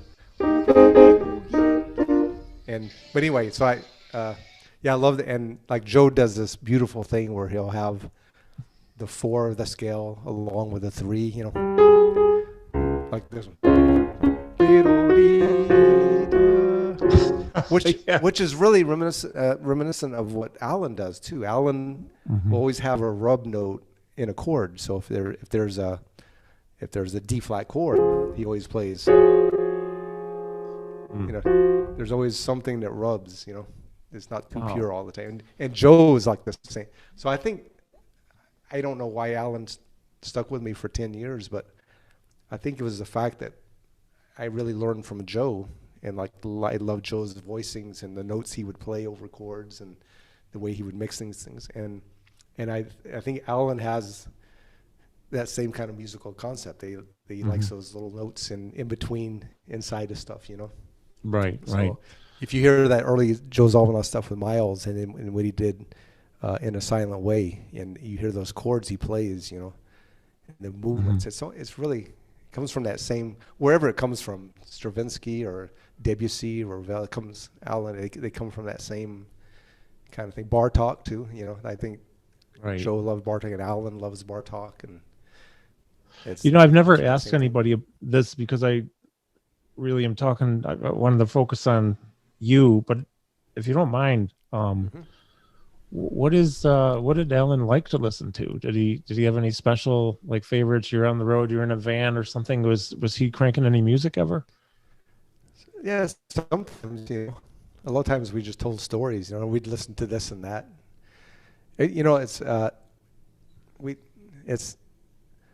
so funny because like in between when we were on stage, there was not much music, we didn't talk about music much. It was usually stories or having That's fun cool, or, and then, which was kind of sad because I couldn't learn anything from. I tried to pick his brain, but we'd always talk about bicycles or past tours or a story of this and that, or the tap he invented. Yeah, or how I know everything about how beer is. I don't drink, but I know everything about beer and how it's made and the whole because that's what we talk about: beers and bicycles and food. And then every once in a while music, but not too often. And so he loved Michael Burkert, he loved Coltrane, he loved the horn players, he loved Bartok and Ravel and Stravinsky and anything that was great, It's really interesting. I think I remember the night at Red Creek. I wanted to go talk with you actually, and what happened is that my friend Dave grabbed me. He says, "Allan's at the bar. We're going to buy him Guinness." That's where I ended up. And we drank Guinness. Know where Allan is? Have you checked the bar? So I would always hang with. I don't drink, like I say, but I would always. I would be the one hanging until the end of the night with him, and we would just hang at the bar. And I would smell. He would be like, "Oh, you got to smell this," Would smell the different ales, and we had lovely times in England going through all those pubs. I was the designated driver when we were in England because they start the pub hopping like early, like at 5 o'clock, and because all the bars close at like 9 or 10 at that time. Yeah. So I would be the one driving everybody from one pub to the next, you know, and schooling. I got stopped for drunk driving once. And of course, I wasn't drunk, but yeah, I was just driving. You know, I'm sitting on the wrong side of the car, driving on the wrong side of the road. You know, but the right side there, but the wrong side for me. And right. And I got pulled over once, and I had to get on the sidewalk and do a breathalyzer test. And Allan and Schooley were just cracking. They knew I was completely sober, but they were in the back seat just cracking up because they knew it was going to come up 0.00. And Allan, every time I see it, we love to tell that story, you know. But all it was out, you know, Allan was trying to give me directions back to the hotel, and so I would be driving down somewhere in London, and he'd say, "Oh, turn here," and I'd start turning. He goes, "Oh, not that. No, it's the next one." You know? So I was back, and it's very awkward if you ever had to drive on the right side of the car. I have one time because you keep wanting to go too far over, and then you're back, and then so I'm sure I was turning, and sure enough, they pulled me over, and they're very polite. The police are polite. They're very, "Excuse me, sir," you know, and this one guy, the cop comes to my door, and I kind of roll the window down, and he starts talking to me, and I'm like, I can't understand what he's saying. Like, this English accent. I'm like, and so I kept saying, "Excuse me," and I'm like, I can't say it again. He was, "Oh shit," you know, and I'm like, "Oh, Allan's in the car, like he'll know what he's saying." So I turn to Allan, I'm like, "Hey, what did the cop say?" He goes, "Well, the F that I know, man, the guy's Scottish, man." It was a Scottish guy. Allan couldn't understand him. Oh, and I was dying laughing. They were laughing. And so he wanted me to get out of the car. So he kind of did the motion. I'm like, oh, so I get out, and I got the seatbelt still on. It's awkward. So I'm like hitting the horn, and the windshield wipers go up, you know.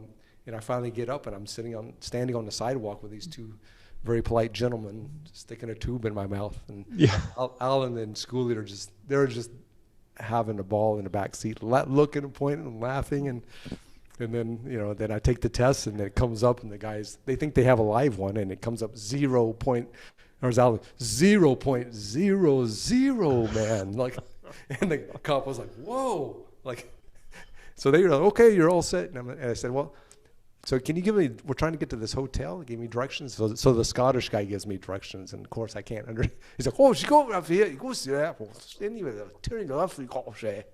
I'm like, "Okay, thank you."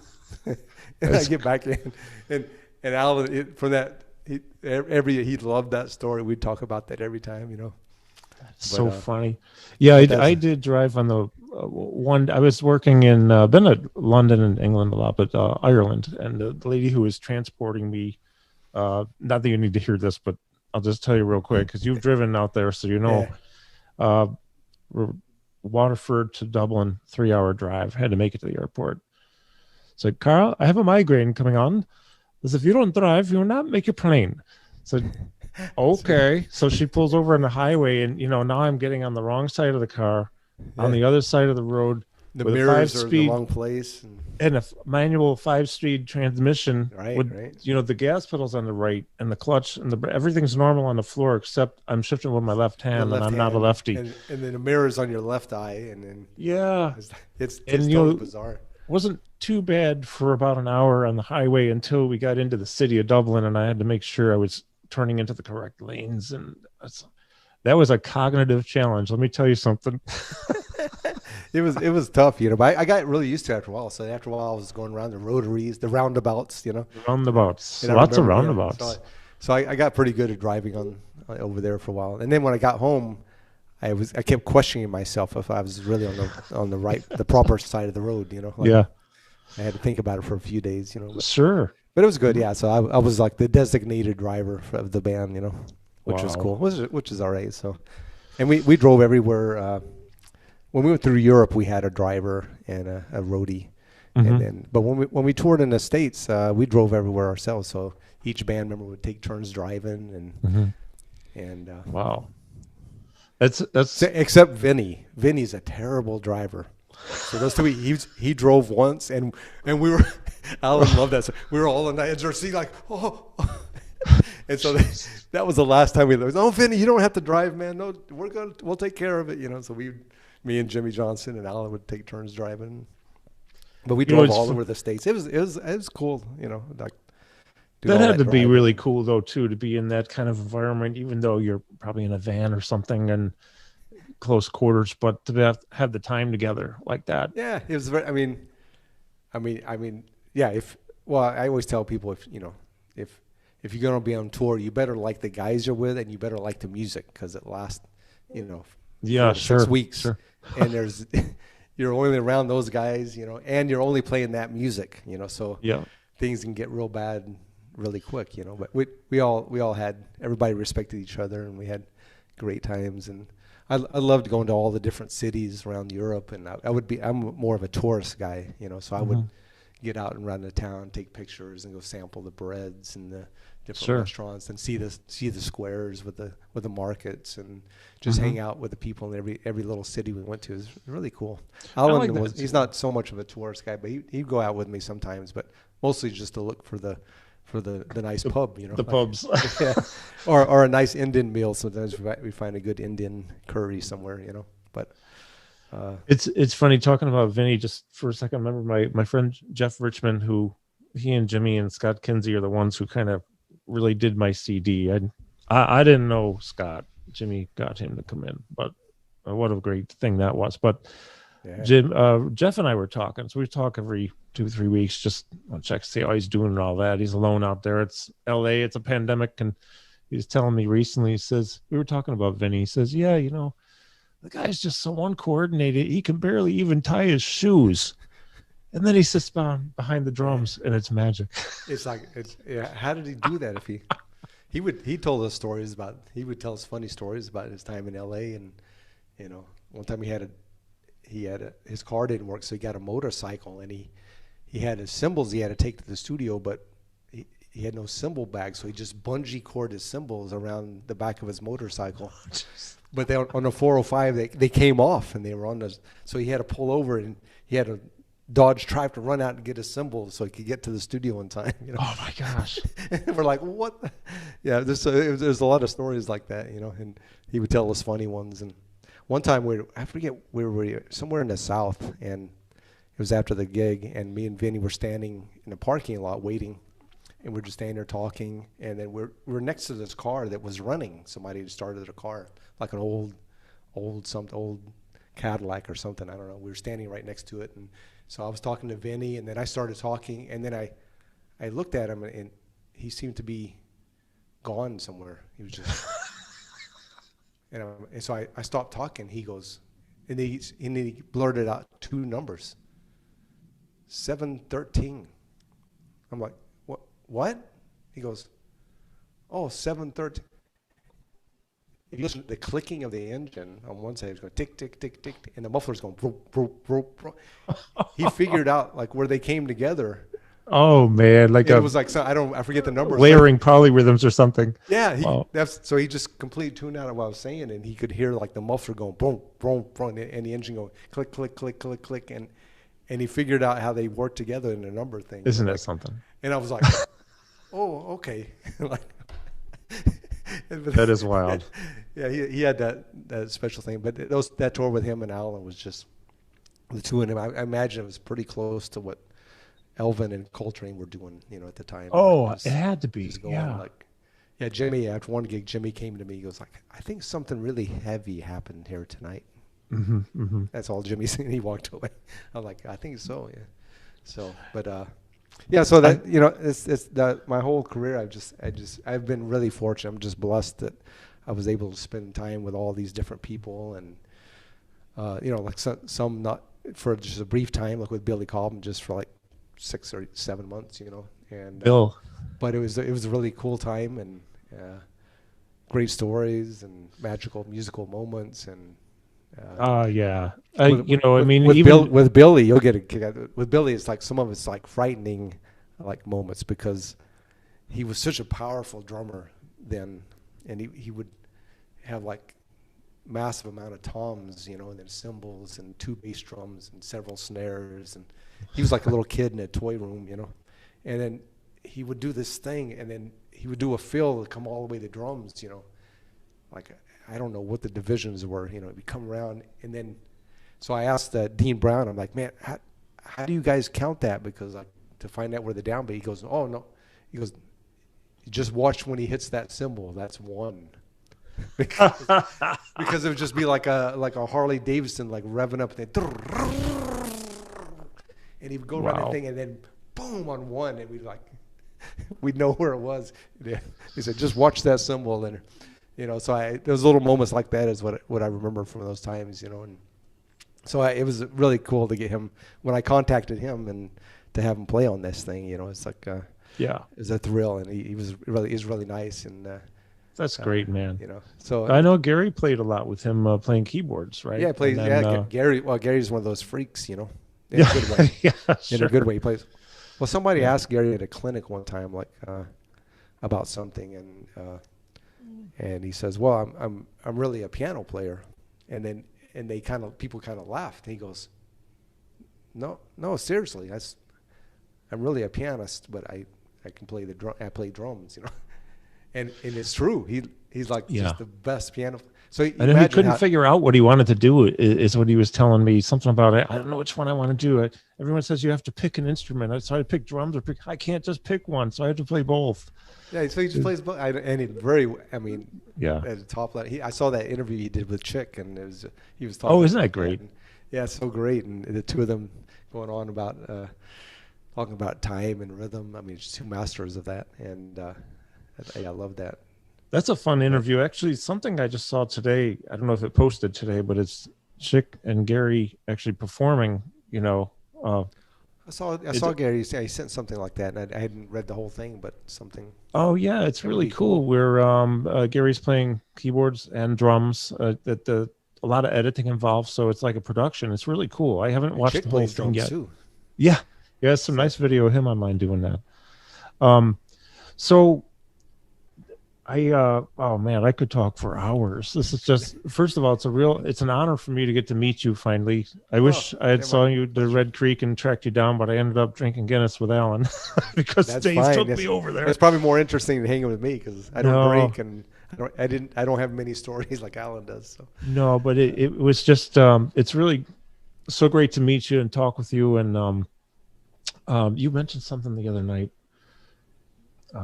It might come to me before we close out, but I wanted to ask, where is the best place for people to get Connections when it's released? And will you have like some posting you'll do on that, and where they can link up and download?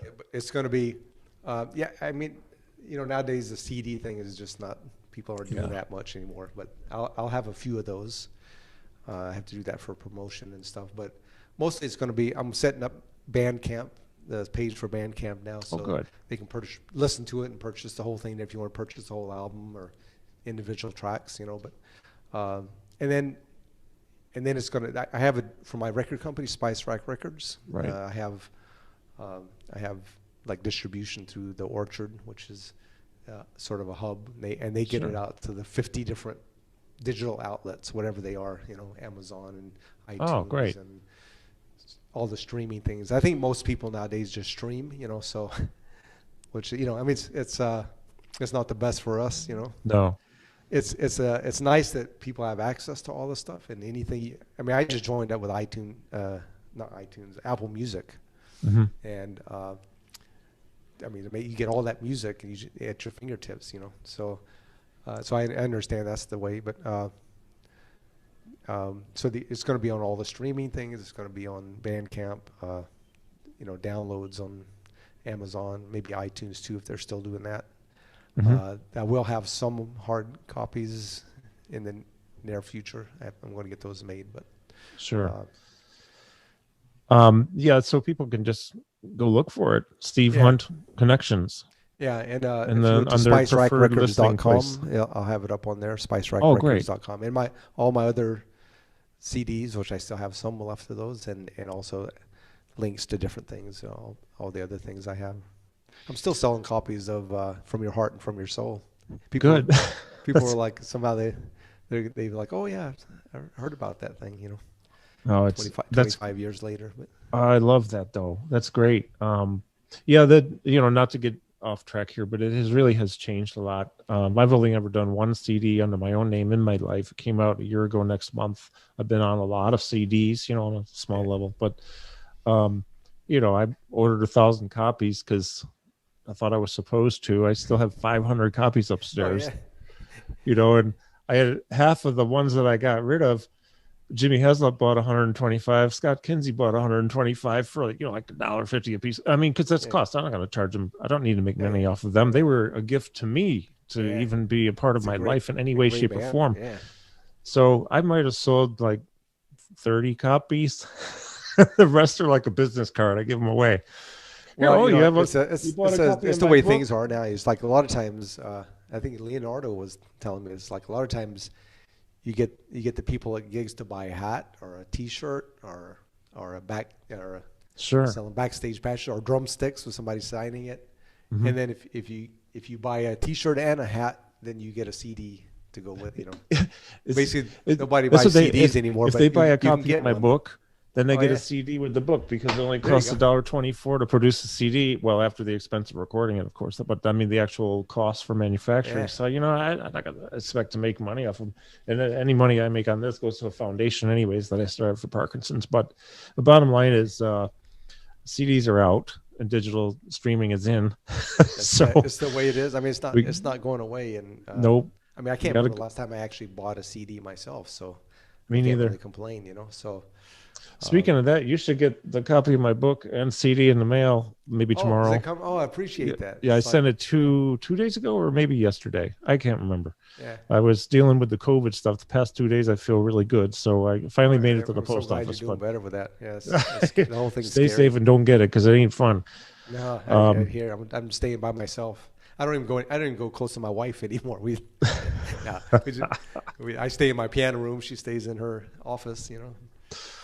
We wave to each other, but it's like and we have grandkids and our kids and everything here too. We just great. We just meet up on Zoom or whatever. So I'll just I have 5 grandkids now. So no kidding. Yeah, this is that's beautiful age.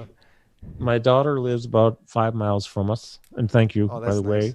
Yeah. She married a fantastic guy, and they live close, and she had Nora November 2nd. So I have a 2-month-old granddaughter, and my son is moving back with his wife from Atlanta.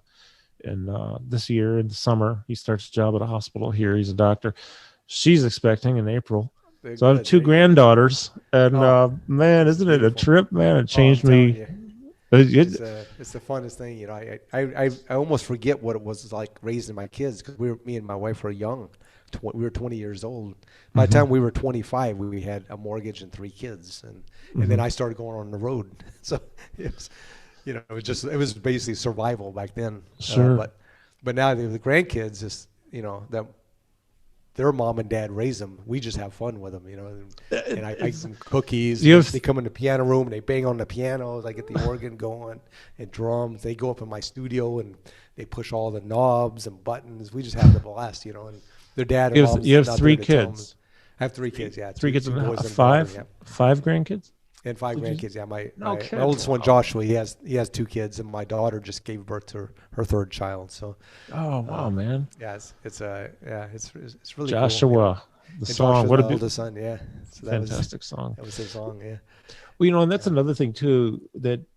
I didn't expect to be talking about being a grandparent with you, but I will say that I've had this time off from playing drums, and other than listening to Allan Holdsworth, I didn't really listen to anyone for a couple of years, and then I started to listen more, started to get ideas, and when my granddaughter was born, immediately, it didn't just change how I feel as a person, and I can't even describe, and I'm sure you're there too with your grandkids, but if there was ever a time where Carl Sterling could write a song, it would be now, because something happened emotionally.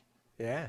It's with Nora being in the world now, I don't know what it is. I have my father's old keyboard here, a Yamaha, something from, he probably got it 12 years ago, a few years before he passed away. But that's my my laboratory now. There you go. My lab, my musical lab. I don't know anything about keyboards. I just play. Okay. Probably like, even though I went to music school, I can't remember anything because I never practiced any of that music theory. So now I'm starting to think. You know, it's a beautiful thing about those young kids when my grandkids, because they come in here and play, and I just let them. They go down low, and then they hit up high, and then they put things together, and then they figure out how to play loud and soft and bang, and one of the kids one time figured out how to like just touch the note, and it just went like. And then they do this, and I let them do all that stuff. And at some point, each one of them would say like, "Oh, Pap," they call me Pappy. And they're like, "Pappy, like I wrote a song in it." And I mean, it's Yeah. how do they know about writing songs? You know, I mean, just the concept of writing, but it's something that's like maybe built into us. You know, something that humans do, that we compose. You know, I mean, nobody knows. How do we actually compose something? I don't know. It's just and then they put together these things. And my oldest grandkid, when he was like 4, he was like, and he was real particular. He knew exactly, and he could put these notes together. And he was very serious. I wrote this, and you know, and it's just this freedom as a child, like just there's no right or wrong. You know, nobody's telling like, oh, that's not the right harmony, or you're going to get a bad grade on that if you don't have your if you have parallel thirds or fifths. Or parallel fifths. I remember, don't do parallel fifths. Yeah, I right. remember that. And it's scary, right? But at that age, there's no right or wrong. It's just pure emotion. They can pick out notes, and then they're really serious about it. Like, oh, I wrote that, and they'll just play these things and the sounds, and I think that's beautiful. It's just I do. And I do that a lot with myself. I'll come into my piano room here and just turn the lights out, and then I'll just put my hands on the piano, and for like an hour, I'll just play whatever comes to my fingertips. There's no right or wrong, and just sometimes something will come up, maybe be too soon, but that's not the point. It's just I just play, and whatever sounds that any sounds could be beautiful. It's interesting. My dad used to do that. My dad always told me, just go mess around. I never really did that though. Until recently. And I think a lot of people are afraid of that. It's like a fearful thing. Like, well, what if I do something wrong, or maybe that's not right, or maybe that's not good, But if you're by yourself, who's to say, I remember in the piano minor classes, I definitely no, it wasn't that. It was music theory, and when we got into, I don't know if it was Bach stuff or was there counterpoint, but parallel fifths. And if you wrote anything out that had one in it, then points off. You get grades, and you get X's, and you get I remember all that stuff too. You need to be going different directions, not like this. And the funny thing is like that's my favorite thing is parallel fifths. Like all the time. There you go. Yeah. It's like, I know that parallel fifth sounds good to me. So yeah. So you've been teaching at Berklee for a while now, right? Yeah, I started right after that. Finished touring with Allan like in '86, and I went and applied. And one of my former teachers there, Dave Mash, who just retired, and he sent me a nice letter, and I got the job and started teaching in the piano department. I've been teaching there ever since. Just very part time. I go in one day, maybe a day and a half a week, and the kids are great. They come in, over the years, and just it's like that youth thing. They come in, they want to learn, they want to experience, and and Berklee's a magical place like that. Just 4,000 kids all doing music. It's no place in the world is like that. And when I went to school, there was 2,500 students, and everybody's just doing music, and you're just in this world of. It's really magical. So I'm glad to be back there teaching. Do you ever run in? I'm actually a Berklee dropout, so I dropped out, but they hired me. So do you ever run into Terry Lynn Carrington out there? Yeah. She's Is she still teaching? Yeah. Okay. She's doing a lot of stuff there, and she's always in concerts, and she does a lot for the school. I think she goes to New York with them a lot and different places, and She also manages one of the big festivals in the summer that that Berklee Oh, runs. cool. And, Yeah, I've seen her out. she's been in my studio once and recording with Tim Miller. Oh, cool. Yeah, I met her a few times. I don't know, and I played with her a couple of times just by chance and stuff. She's an amazing player. I saw her here in Syracuse once with David Sanborn years ago. I think it was Bobby Thomas Jr. on percussion. Mm-hmm. And then the other 2 times I saw her was with Mike Stern and Bob Francescini, and I don't know who was on bass. Regatta Bar. I'm sure you played at the Regatta Bar. Yeah, it is. The Charles Hotel. Place to play. Sometimes you have to pay to play. Symphony Hall. It was actually the last time I saw Michael Brecker. It was about 2 years before he passed away. Oh, okay. So it was with Herbie Hancock and Scott Colley and Roy Hargrove. He was on it. Okay. Yeah, and then she was at the Lily Pad one night. It was one of those gigs where George Garzone was playing. Oh yeah, their Monday night trio thing. Every Monday night, yeah. The Fringe. Yeah, the Fringe, man. That was fun. They've been playing every Monday night since the 1970s. It's really cool. I can't remember. They hadn't missed a Monday night since then. Every Monday night, the Fringe plays. Well, I don't know what they're doing now, actually, during COVID, but that was the thing. And one member of the Fringe would always be there on a Monday night somewhere, the Willow, or they went to different places, the Lounge Lizard. Now they're at the Lily Pad. Yeah. And Jerry Bergonzi will come in and play on a second set after them sometimes. Sometimes they'll play together. It's just I love that guy. And who's Bob? Somebody is the drummer. Bob Galati. Yeah, he just passed away actually. Yeah, he did. Just like maybe a year ago. Yeah, so it was really sad. He was one of the jewels of Boston. I mean, he's on that high level, and it was great to have him around town and play with him when I know he had health problems years ago, heart problems. And this and that. And I was supposed to take a lesson from him once, but then he's an amazing teacher. He was teaching at Berklee the last few years, wow. But wow, I'm sorry, I really didn't mean to get off track there, but it's still to a lot of the people who'll be watching this and listening on the listening platforms. They're going to be really happy to hear a lot of these stories too, because a lot of us wonder, I wonder what it was like with, so and so, and how. There was a question I wanted to ask. I wrote it down and I forgot to ask it. Is when you go about, let's say, composing a song, if you will. This is a 2-part question. When you're playing a solo, for example. So that's composing something too, and on the spot, yeah. On the spot. Is this? I'm just going to surmise, because I don't know, and I don't mean to answer my own question, which I've done a few times, and it's really not the right way to interview somebody or talk with them. Well, it may help me out because I may not have an answer. Well, are you going by anything in particular? Any kind of guidelines? Is it? Obviously there's a structure to a song and certain chords, but you can take it out. You can go over the bar line. You can go harmonically different. But what about the feelings involved in creating a song, creating a solo? Is there something that just guides you, or do you go, how do you do this? I don't, do you ever even think about it? Because that can screw us all up, I guess, if we think about it. Yeah, I mean, I think there's thought processes that go on, but a few times I can hear myself saying like, okay, I'm going to write a song, and usually it's not very successful when I do that. But every once in a while I'll come up with something, an idea. Usually my songs come from.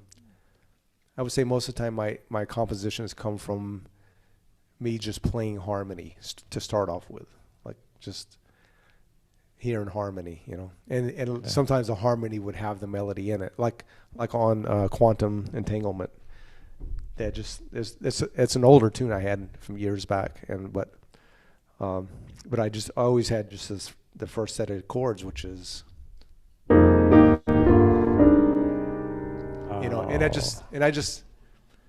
I think I just played that. I put my fingers on the piano and it just went there, and then a lot of times you just let it like water. You just let it flow from where it wants to go there,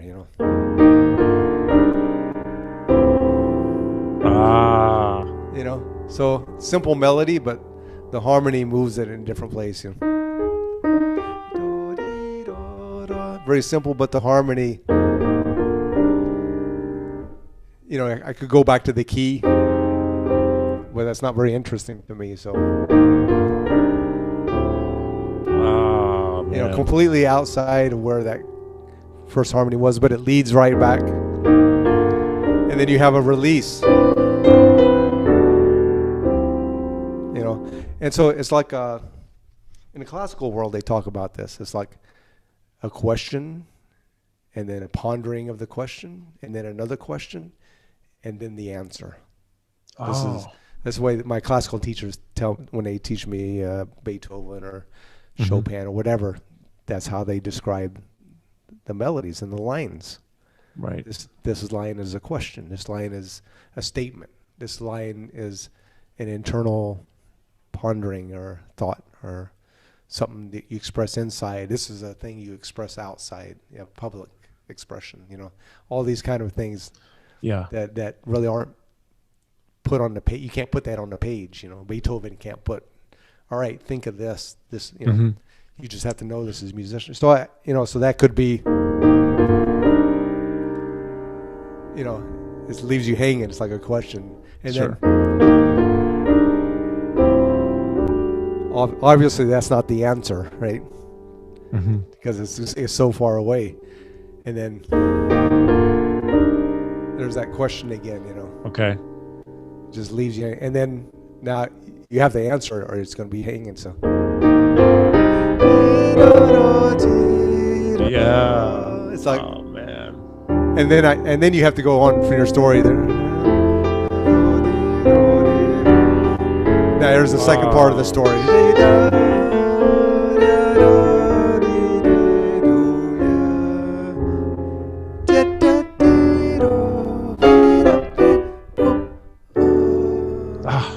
And then so you start, and then when it gets to the improvisation section, it's not really the chords of the song. It's like the whole new set of chords, but it comes out of that, you know, and then it kind of makes its way into the song again. But you know, so that's I mean, most of like when I wrote Joshua, it was the same way, you know. I was like, and it's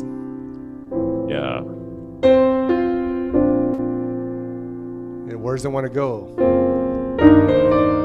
I don't know. A lot of times I'll just play and then see where it wants to go, and maybe it'll go. Maybe it's successful or it's not. I don't know. Like Dodgy Boat was like that, you know. And then.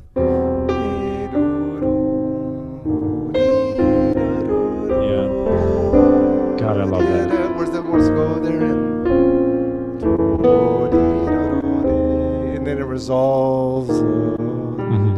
And then some tension. Yes, and then it builds.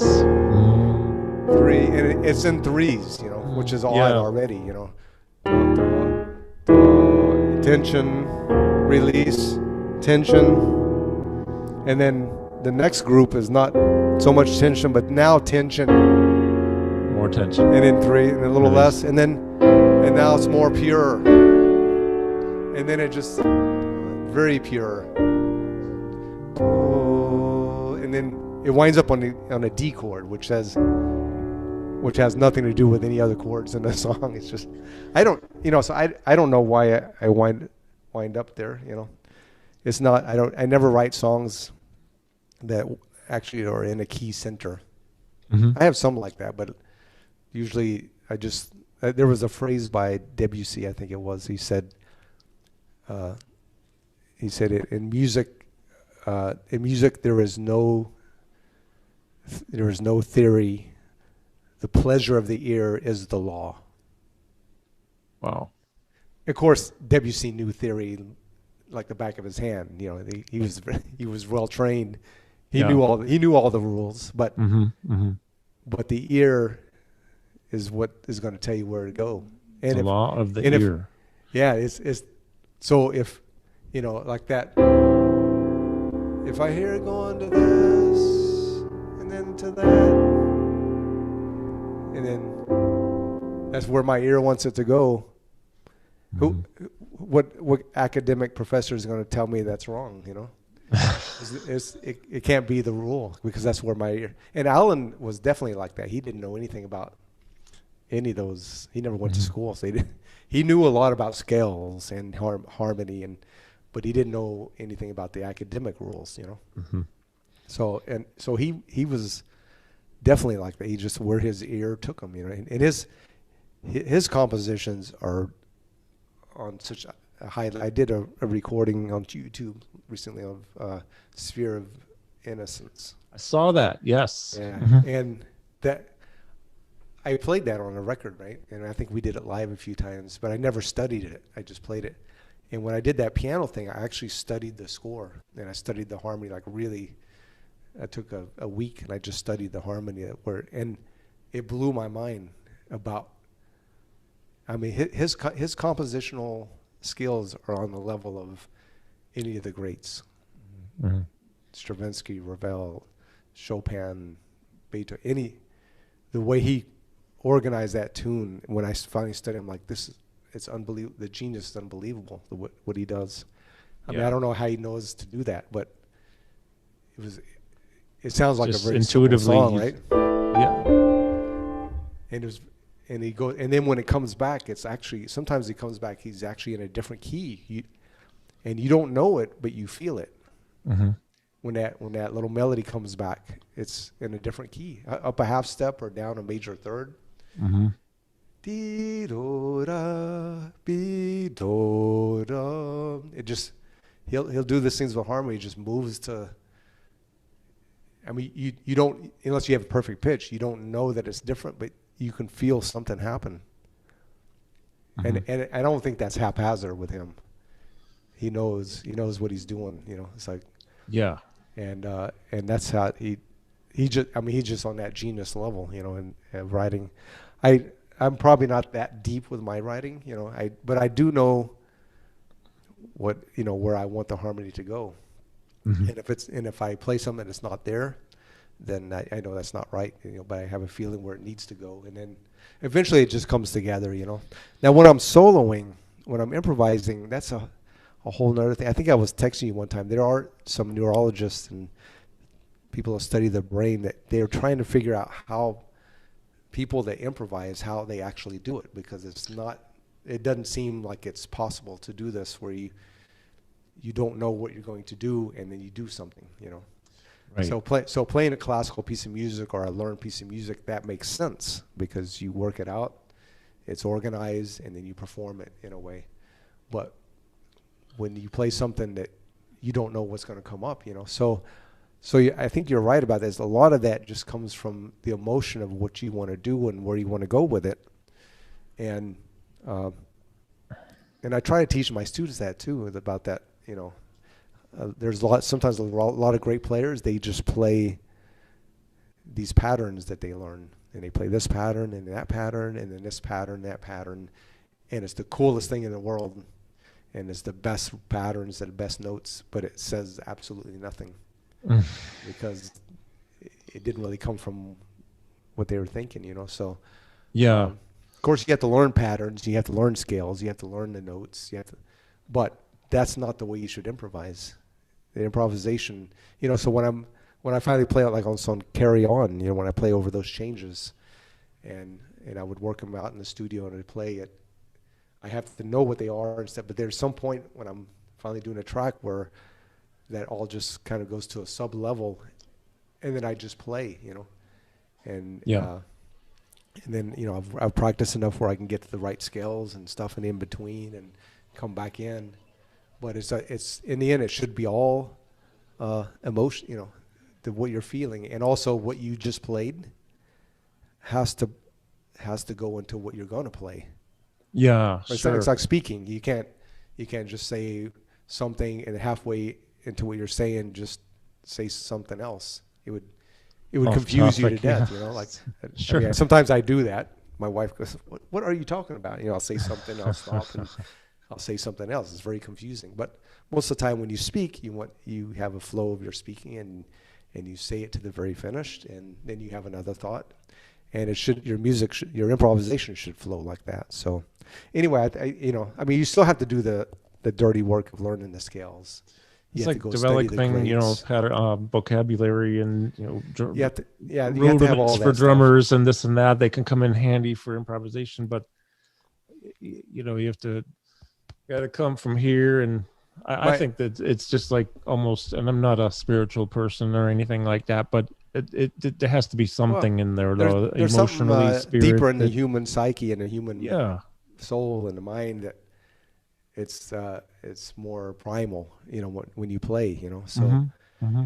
And there was some, a lot of great jazz musicians that just did that. Like Coltrane at the end of his life, all that stuff went away, and it was just completely primal.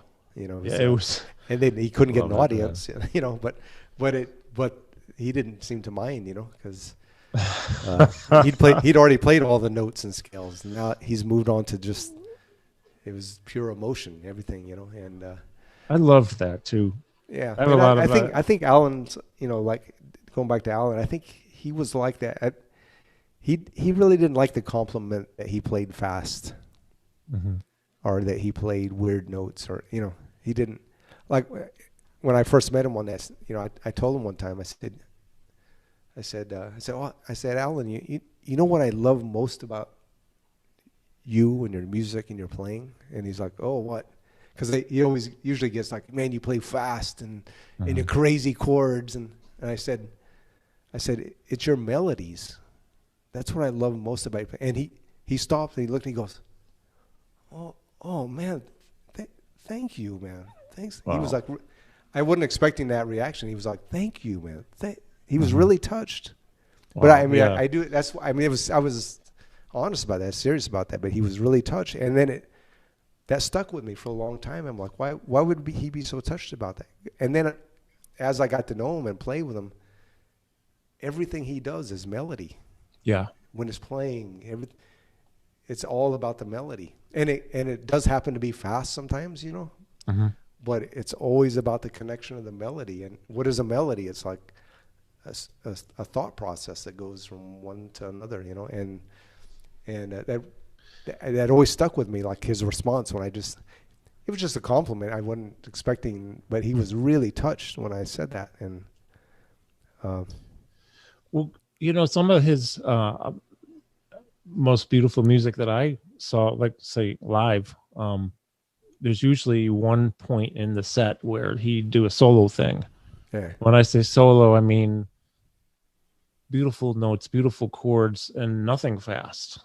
No, yeah. And it would build and build, and I loved that. I love the feelings that I would get when I would be there and watch him do that. And to me, that I can see why you said what you did, because when I don't know what he's playing, I have no idea. He told me one time that he said he goes, when he used to do those things, he goes, those on the gigs, he said that's a lot of times he's working out new tunes during that. Really? I can see, yeah. Like he's forming new songs from that. He's just on stage in front of people.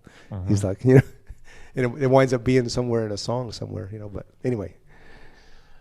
Yeah, I enjoy that though. I think it's well, what you said, what you were playing earlier, and the way you described the question and pondering and a question and an answer. I have never heard that before, and something clicked in me. At least for me, this is kind of a big deal, because here I am with a keyboard over here that I really don't know even how to get all the sounds I prefer to get out of it. By the way, that's another thing. We could go. We need to do another interview. But the sounds you use, I don't know what keyboards you use, but I just love the sounds. Oh, thank you. Because that's another thing. You could use a completely different obnoxious sound and play the same notes, and it's not going to be the same feeling, though. You won't get that. The sounds are big or important. Well, I grew up in the 70s, so that was the time that I think you're a little younger I am, but like in the 70s was the time that new sounds were happening. And I'll never forget the first time I was at a Salvation Army summer camp, and I didn't go canoeing or climbing trees or hiking, because I found one of the camp directors had a mini Moog in this room. Oh, wow. And so I would go into this room, and I would just plug it into this Fender amp, and I would just go through the sounds. Like I was like 12 or something, you know, like that's great. and just I'd spend the whole day. It was the best summer camp I ever went to. You know? That's all I did. I hated all that. Well, I remember stuff, the Moog. I mean, I'll be 60 in June, so I'm oh, okay, we're about the same age. I'm 60 from the era. Yeah. You remember and then that's when all the sounds really started happening. You know, like with Yes and Rick Wakeman was a big fan of Rick Wakeman. I got to meet him once. That was the highlight because he was my first hero. So I met Chick and Herbie, and I never got to meet Joe, those were all exciting and everything. And Allan and I met those guys. But when I finally got to meet Rick Wakeman, because it's your first hero. Yeah. I was like most excited ever in my life, you know. So I got to meet him. He's a funny guy, but those sounds, you know, from that time, and the synth sounds and the mellotron and the organs and all that stuff. And then when Joe came around and started using all those synths, and I mean all those sounds are just in Chick and all those guys. The sounds are in my it's in my DNA now. It can't get out, you know. So when I go to Form Sounds, you know, that's where I go back to, you know, and it's like, okay, I'll just use stock sounds, whatever. I put things together, and of course Allan's that stuff he did with Syntax. He was using Oberheims and I think some DX7s too or something. Yeah, and DX7s and Oberheims and some samplers and stuff, you know. So, and I had some of the same stuff. I think he liked that because I had Oberheims. I had a bunch of Oberheims. That's what he used. Cool. And he's like, oh, I love those sounds, you know. So we were kind of together with a sound thing, you know. But that's cool. You know, yeah, it's like, so I think we go back to that part. I mean, I have good friends now. They're much younger, and they have all these sounds, but they're not able to get sounds. Mm-hmm.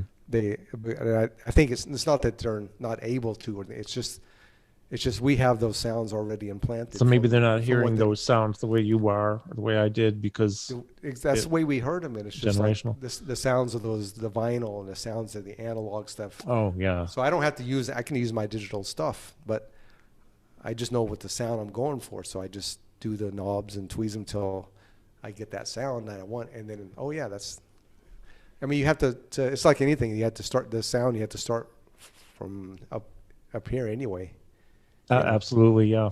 So yeah, with any instrument, you know, like sure. My classical teacher, like I was playing a song and I started a chord and she grabbed my arm and she goes like, "Choose your sound. Choose your sound. Oh. Then play." I'm like, oh, because especially on the piano, you can't, once you strike the keys, you can't change the sound, you know. Mm-hmm. So like, it's, you know, it was a good lesson, you know. Like, but I think I always do that with my synths and those kind of things when I'm mixing. It's like, you do have an image of what your sounds, so you just work until you get that sound. It's like, oh yeah, that's my sound.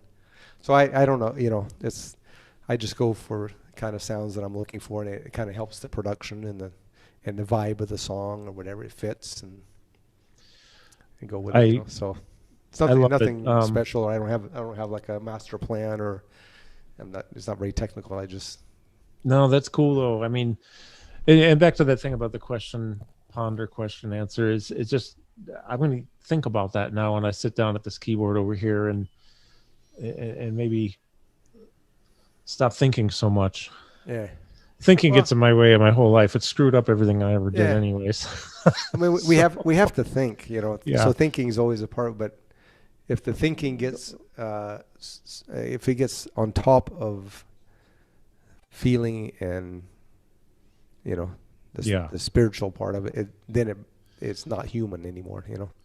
So I mean, you still have to think, you know, and about stuff, but you kind of have to let something else go on top of it, and then you can think about it after you do it, and then decide whether you like it or you don't like it. And that's how I put my hands on the piano, and I'm not really thinking. I just do something, right? And then I think, okay, was that something I liked or didn't like? You know, okay, I didn't like that. Okay, do something else.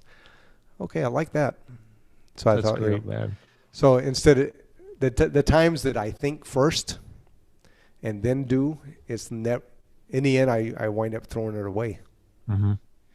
You know, so I because when I come back to listen to it, I can tell right away. It's like this is nothing. There's no soul in it. It's just thinking. You know, so you do have to think. You know, but it's kind of where you place that thinking. You know, so like even when you're soloing, right? Because I hear people say like, oh, when you're soloing, you have to stop thinking. I'm like, no, that's not true. Mm-hmm. When you're playing, you're always thinking, because you have to know just what you're doing, you know. But that thinking is down to the sub level. It's just writing, because you've practiced so much and you studied so much Mm-hmm. that you can put the thinking down onto a lower level. Mm-hmm. So when I'm playing a standard with changes that I know them so well, I don't. If your thinking rises up into the level of the part where your emotions and feelings and spiritual part are, then the it ruins that. Yeah. So if I play through a song and okay, I know that scale, and I'm thinking, you know, I'm like feeling the music, I'm playing through, and then I get to a scale I don't know very well, and then I have to think about it. Mm-hmm. It blocks the music. The music Right. stops. It hits a wall because it hits that wall of me thinking. And then the music gets messed up. Yeah. Because I'm thinking at a higher level. So you have to do the really hard work that all your thinking is on a sub level. It's not that you don't think. I mean, it's not. Yeah. So I guess it's kind of like once it becomes a part of you, something like the nuts and bolts of things and the foundational stuff and this and that, and where it's more on a subconscious level, so you don't have to concentrate so much. If I had to concentrate on every single word I ever said, Oh yeah, I would talk very slowly and I would sound horrible.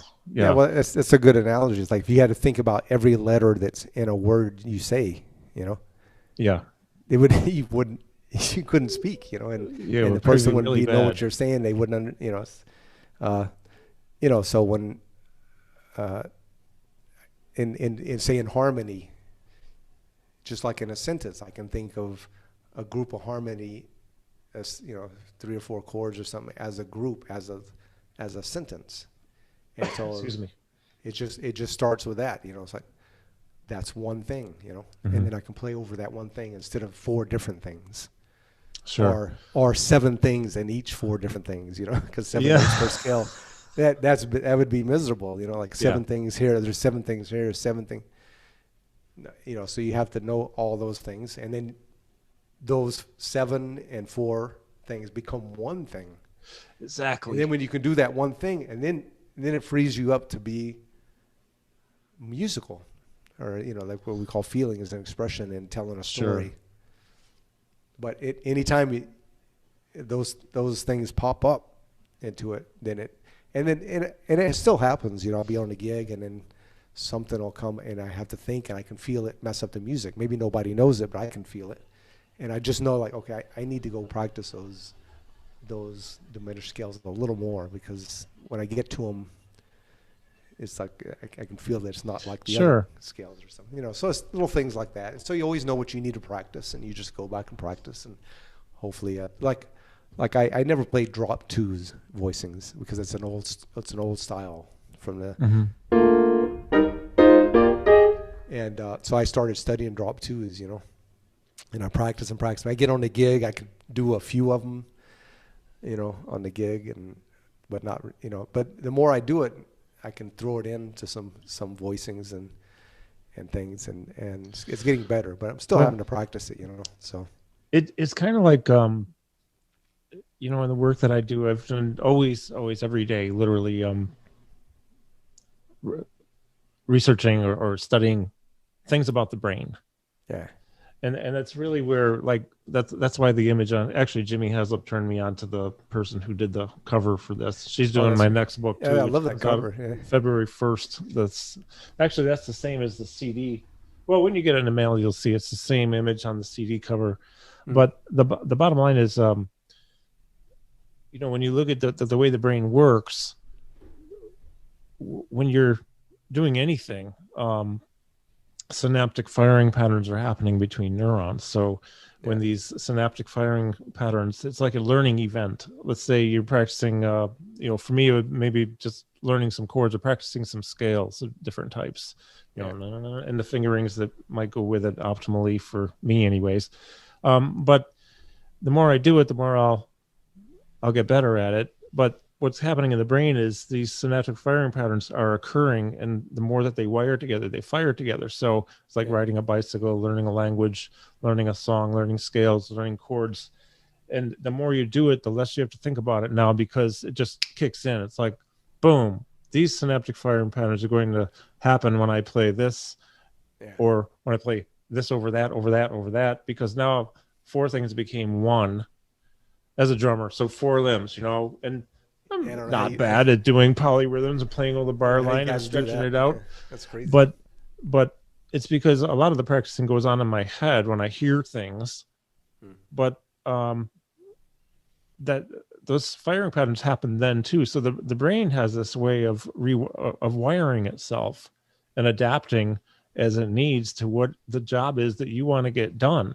And so when you want to get this job done of improvising, whatever it is, when you've done this over and over and over, like you say, you've done it so much, you've done the grit, the hard work. You study for so many years and you practice for so many years. There's so much going on in the neural circuitry of the brain. You don't have to really think about that stuff anymore. Otherwise, you'd never get to the good stuff that you really want to get to. I don't mean good, that's subjective, but you get to the stuff that you want to get to, because you have to think about all this other stuff all the time. So that just means I need to practice the damn piano. If I ever want to do anything. That's one thing we can't get away from, is just practice, and how we practice is individual. I have my own way of practicing, and kind of my arc of when I get something finished, and actually understand it, and how I get there. But that's all individual. Some people are quicker at doing things one way or whatever. But you still have to do the work. You still have to have the understanding of how things work, and building the foundation. Yeah, the foundation is like the most important, to build all your other stuff. So it's an interesting thing. I'm sure people trying to figure out how it works, and then why Thelonius Monk is who he is, or Allan, or any of those guys, There's a book I have that you might really enjoy. I'll just show it because I've showed this to many people. And it really talks about music in the brain and how it can be therapeutic to the brain, how it can change the brain, how it can help with walking. We use music for, we have to find a song somebody likes. Sometimes I don't really like a lot of the songs that people do, but, I'm happy though when they have a song they like that we can pick on some streaming thing, and because the rhythm, the beat, if some people can't find a beat, now that's a whole nother thing.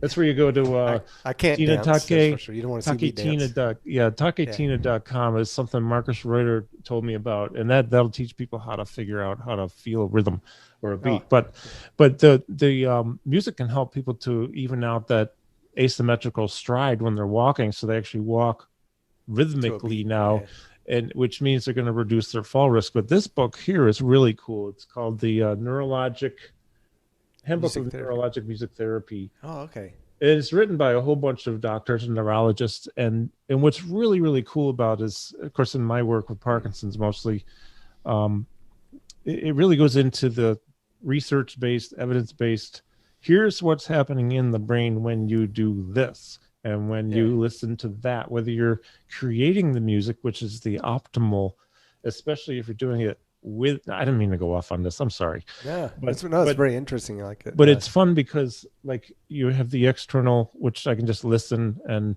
maybe if I'm in trouble walking and I have Parkinson's, I can get my stride better, and the more I practice it, the better I get. So I'm retraining the brain so I can maybe think of that song now instead of hearing it and walk better. But the actual creation from within of music, especially when you're in a band and you're with playing music you like, so you're not only getting the external from the other players, but you're getting the internal from creating, and that's like the optimal brain changing kind of stuff. There's so much that can happen in the brain for therapy. So I went off, folks, I'm sorry, but This is a really, really good book. That's cool. I have to check that out. It's a little pricey. I mean, it's like $50 or so, but it's a really great investment if you really want to know what's going on in the brain. And it's not just Parkinson's. I mean, that does interest me how things work like that. Like when I'm learning like I was learning that Bartók sonata, and there's one section in there where he has me playing some kind of, like, I call it a D7. This kind of harmony. But he writes the melody in a G sharp melodic minor thing. So on their own, I would practice the right hand.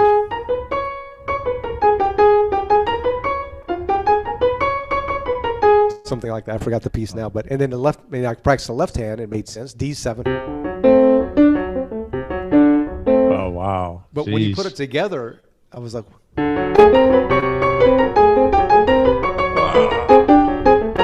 so when I was first learning, I'm like, I didn't understand. I'd just sit there for hours, and then at some point, like, days or maybe weeks, it would just go boom.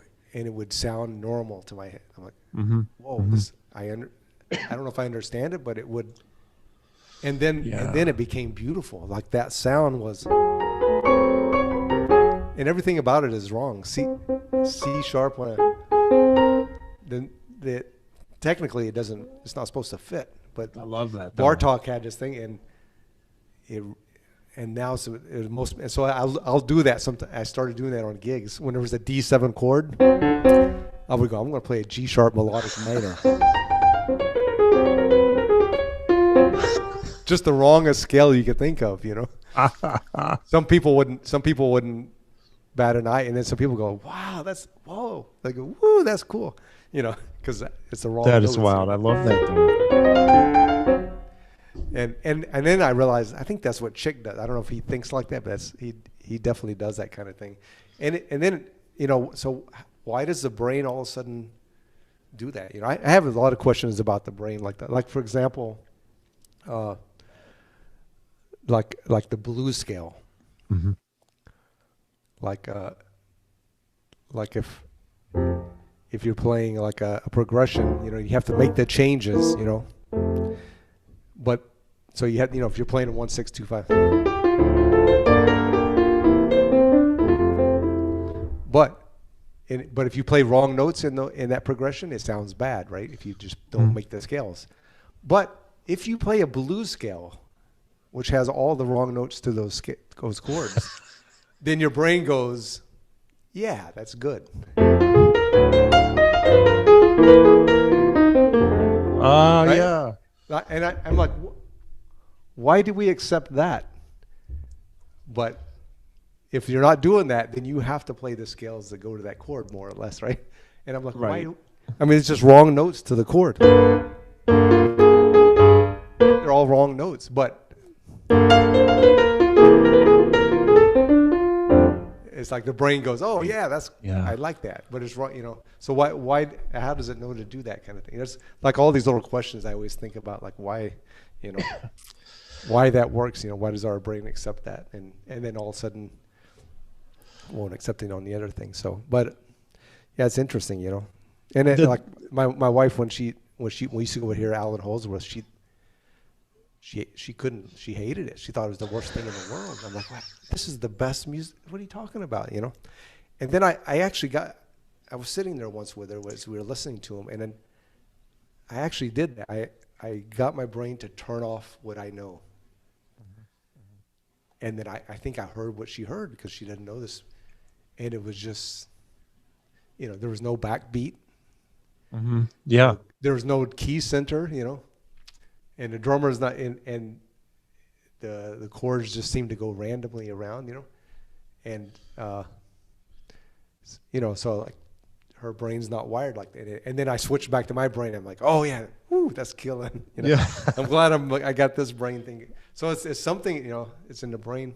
Like I go see the galaxies and stars with my friend sometimes. Randy Roos, he's into telescopes, cool. And we go out sometimes in fields. And there was this one guy who said, "Hey, look, I found this galaxy," and he goes, "Oh, there it is," and he found it. And so I would look. I'm like, I don't see anything. Randy would look, and I can't see it. And the guy would look and goes, yeah, it's right there. There it is. And we kept looking, and then at one point I go, oh yeah, I see it. And I'm like, okay, maybe I'm just making it up, So I would come back to it. I'm like, no, I now see the galaxy. Mm-hmm. I see it. Mm-hmm. And then Randy did it, and he's all, oh, now I see it. And we all saw it. But like something, we had to get our brain to see it. Like we couldn't see it before. It was just it's there's so something that goes on. And fascinating. I started thinking, I think music is like that. Like I don't hear G sharp melodic minor. It's not, And then I remember that one time when it just clicked in. I'm like, I can hear it. I know it. It sounds beautiful, And then I could learn the piece because it came together. So somehow my brain, it's interesting. I don't know. I know nothing about that kind of stuff, but well, it's really fascinating that the whole brain thing. This book I showed you, I love. Do you know the bass player Mike Pope? Yeah. I don't know personally. He's New York. Yeah, like he played with Chick and some other people. Yeah.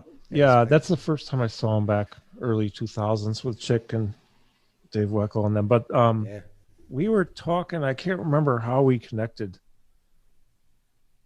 2 years ago, and then he turned me on to this guy who recently he told me about this guy Charles Lim. I don't know if you know or if you've heard of this doctor. I think he's San Francisco area. So Lim is somebody I want to get on and talk with because he's been doing brain imaging of musicians, like, and I don't want to offend anybody, but I mean like real musicians like you. So, or he may find out something different once he looks at you. There's nothing going on up here. What's the... Yeah, I'm so afraid always of hurting anyone's feelings, but not like stuff you might hear on the radio right now, current pop stuff. There's some great stuff, I'm sure. I don't know. I don't listen to radio, but I'm talking about the people who are the deep. Well, we talk about thinking, but the deep thinker, the deep feelers of music, and how that backbeat may not exist, but we still feel it in a different kind of way. And so this propelling forward, or whatever it is. So this guy is doing a lot of work in that arena, and I need to connect with Mike and see if he's talked with him anymore. I want to get this guy on and pick his brain because maybe it'd help me actually be able to play the piano and think of if I had to write a song to save my life that I actually could. Because it's something I really like to do. You helped me earlier with it, though, with the whole question, ponder, question, answer. That's something I'm going to sit down next time. I may only come up with the question part. That's and then fine. a few days later, I might get a ponder. But that's actually you can have a whole page of questions, right? And leave it for somebody else to answer. Oh, that might be a good idea. Maybe that's why. Maybe that's why philosophy is just a bunch of questions. Yeah. And everybody has to answer it themselves. This stuff with the brain just fascinates me so much. So that's why I'm so. What's happening now is I'm finally coming back around into. I am going to make a musical statement at some point in my life. The CD I did last year is its own thing, and it's really more of a fundraising type of effort for the foundation I have. It's people, music picked by people who have Parkinson's with a positive message for the world. And there's some really good stuff on it. You got to hear what Scott Kinsey did with the reharms on all this different stuff. The guy's like crazy. I need to pick his brain a little bit. He's like, God. It drove me. I couldn't even believe when I walked into his studio and heard a couple of the things that he had done. I'm like, how can you even think of this? I mean, but it's him. Nobody else would think of it. So that's, again, the individual voice, the individuality, the authenticity. But the brain, man, it's just so fascinating.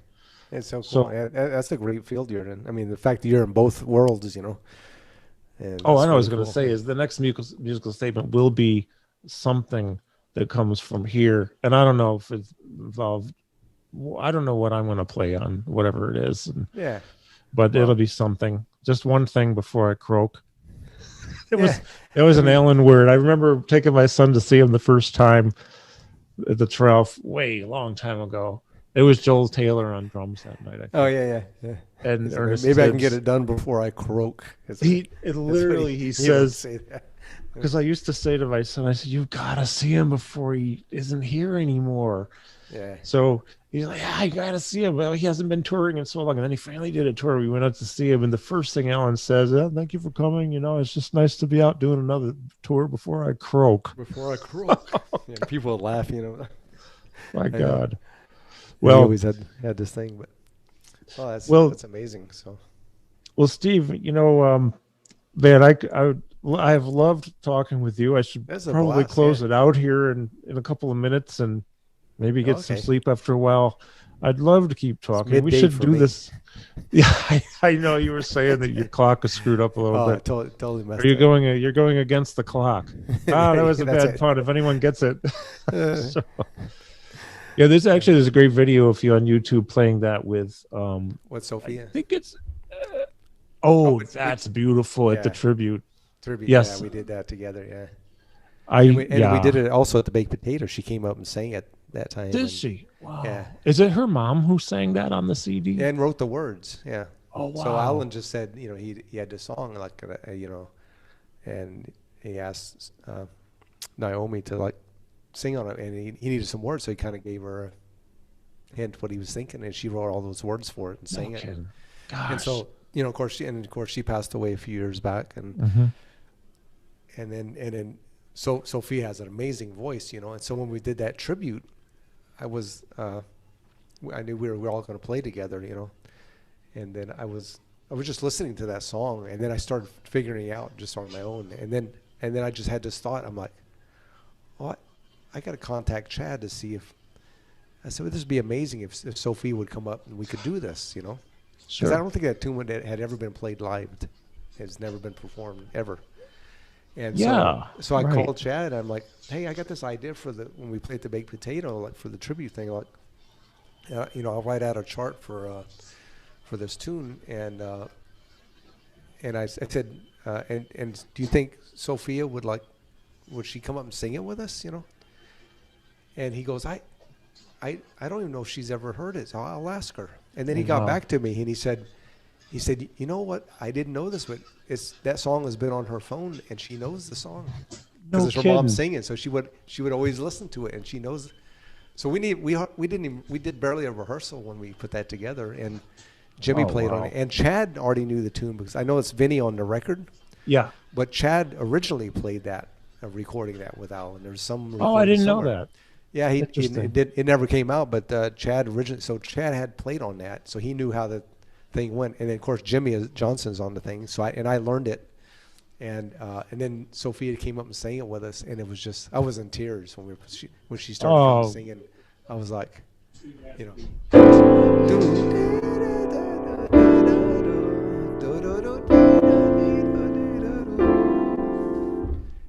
I'm sorry, that's right. Yes, and I'm so sorry. My little robot vacuum cleaner just decided to start going, and it came in to visit. I love those things.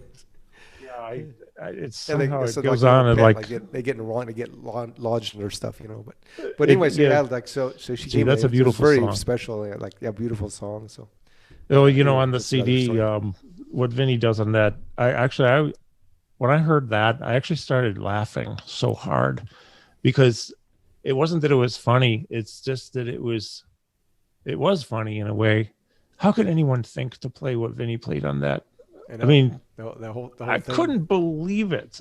I was talking with Peter Erskine about it too. He said Vinny was over the top in the best way possible. He said he was on the road. He was driving. He actually had to pull over.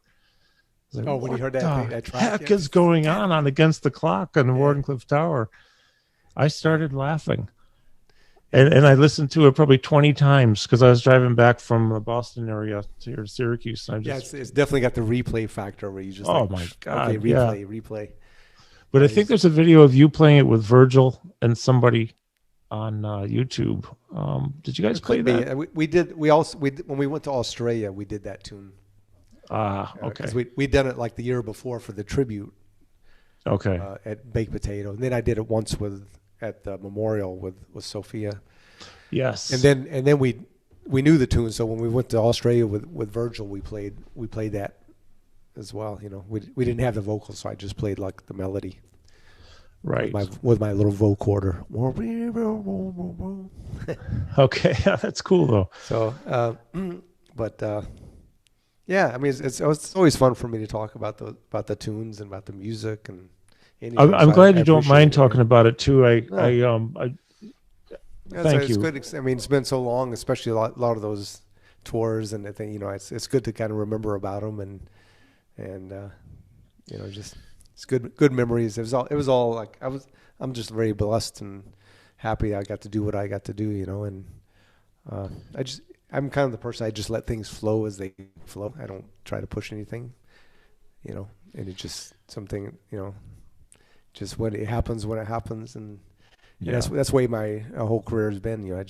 I never pushed anything. It's just it goes the way it goes, and so this new record is the same way. I mean, I could have done this 15 years ago, but it wouldn't be what it is now. Right. And so it just happened now. So I had to just let it happen. The time is now. Yep. Yeah. Now's the time. And the way it came out, man, I just applaud you again. It's just beautiful. Thank you. It's, I hope a journey. Everybody enjoys it. It's I'm really happy about it. And very proud of this work with all the people. And so. Well, what I'll do is, so much as I don't really want to right now, we'll sign off in a minute. If you don't mind, though, just stay with me for just a minute afterwards. Okay. It's called Connections. It's by Steve Hunt. On Spice Rack Records, yeah. It's Spice Rack Records, yes. So it's spicerackrecords.com. Yeah. Is one place you can learn about what Steve has there. Yeah. But check out the streaming services, obviously, and then they're going to be up there, and then I'm getting it on Bandcamp, so you can actually purchase. Oh, good. So if anybody wants to help out, they can purchase through that one. I'm glad you just said that, because that's a thing that I've really only in the past year when I released. Well, mine came out in February last year. I didn't understand the whole streaming thing and how it works. I'm still not sure that I actually understand, but yeah, go to Bandcamp and buy it. Yeah, I know I just bought a few there, some rare places you can buy it, so. Yeah. And I think it's really important to buy, because these people, and I just bought like a 10 something set of Gary Husband, everything on Bandcamp. I wanted to have all of it. Yeah. I don't want to just go and pay $10 a month and listen somewhere else. If he can get some money from it, I want him to have it, because look at what he's given me over the years. Look at you've given to me over the years. I mean, you can't put a price on that. You can't put a value on it. And so people buy it. Yeah. There you go. Buy it, man. Just be old school and buy the damn CD or buy the downloads. It's been sort of a trend, And Crepes, music is free now, but it's and everybody knows it's not, like all these musicians I actually paid them, You still have to pay. They all got paid, There's if you do a lot of the stuff yourself, there's still costs involved. There's the time involved. There's everything. There's so much work and the emotions that go into it and money. And so buying is, I think, so important. And, we're in a pandemic too. So you're not gigging out, right? I mean, gigs aren't really happening. The Baked Potato's been closed for months. They reopened for a couple of weeks and then they closed again. I mean, nothing is open. Nobody's touring. And it's going to be like that for a while. And then coming back, it's going to be a slow return, Yeah. But it'll come back. I think it's human nature to gather together and listen to things live, like when I go to see a symphony, and when I leave, those vibrations of Stravinsky and Shostakovich and Beethoven, when I leave the hall, they're still vibrating in me, Sure. That you can't get from a YouTube thing, you don't get that. No way. Right. But when you're live, every part of your body is vibrating, Yeah. Not just your ears, and when you leave, you feel alive, So I'm sure it's going to come back, It's live music never goes away. It's just it'll come back. I think we have to have it. So it'll come back. Yeah. Things will be a little different maybe for a while, but so buy it, people. Connections, Steve Hunt, and hey, man, listen, thank you. Again, hang on with me for just a minute after we sign off, but thank you so much, Steve. Really appreciate your time and everything. My pleasure. Yeah, and we can do this again sometime, Absolutely. So, we need to do it again. Talking to you. Yeah. This has been probably a few more stories to tell. We'd love to hear them. Some I know, so probably some people who are disappointed the live didn't happen, but they'll be able to check this out. Yeah. Well, good. Well, thank you again, Steve. Thank you, everyone, thank for you. watching and listening, whatever platform pleasure. you're on. We'll do it again sometime. All right. All right. Thank you. You'll be with me. Folks, take care. Thanks so much for watching and listening. And go buy Connections when it comes out here. January 25th is the target date. So 2021. Do it. All right. See you later.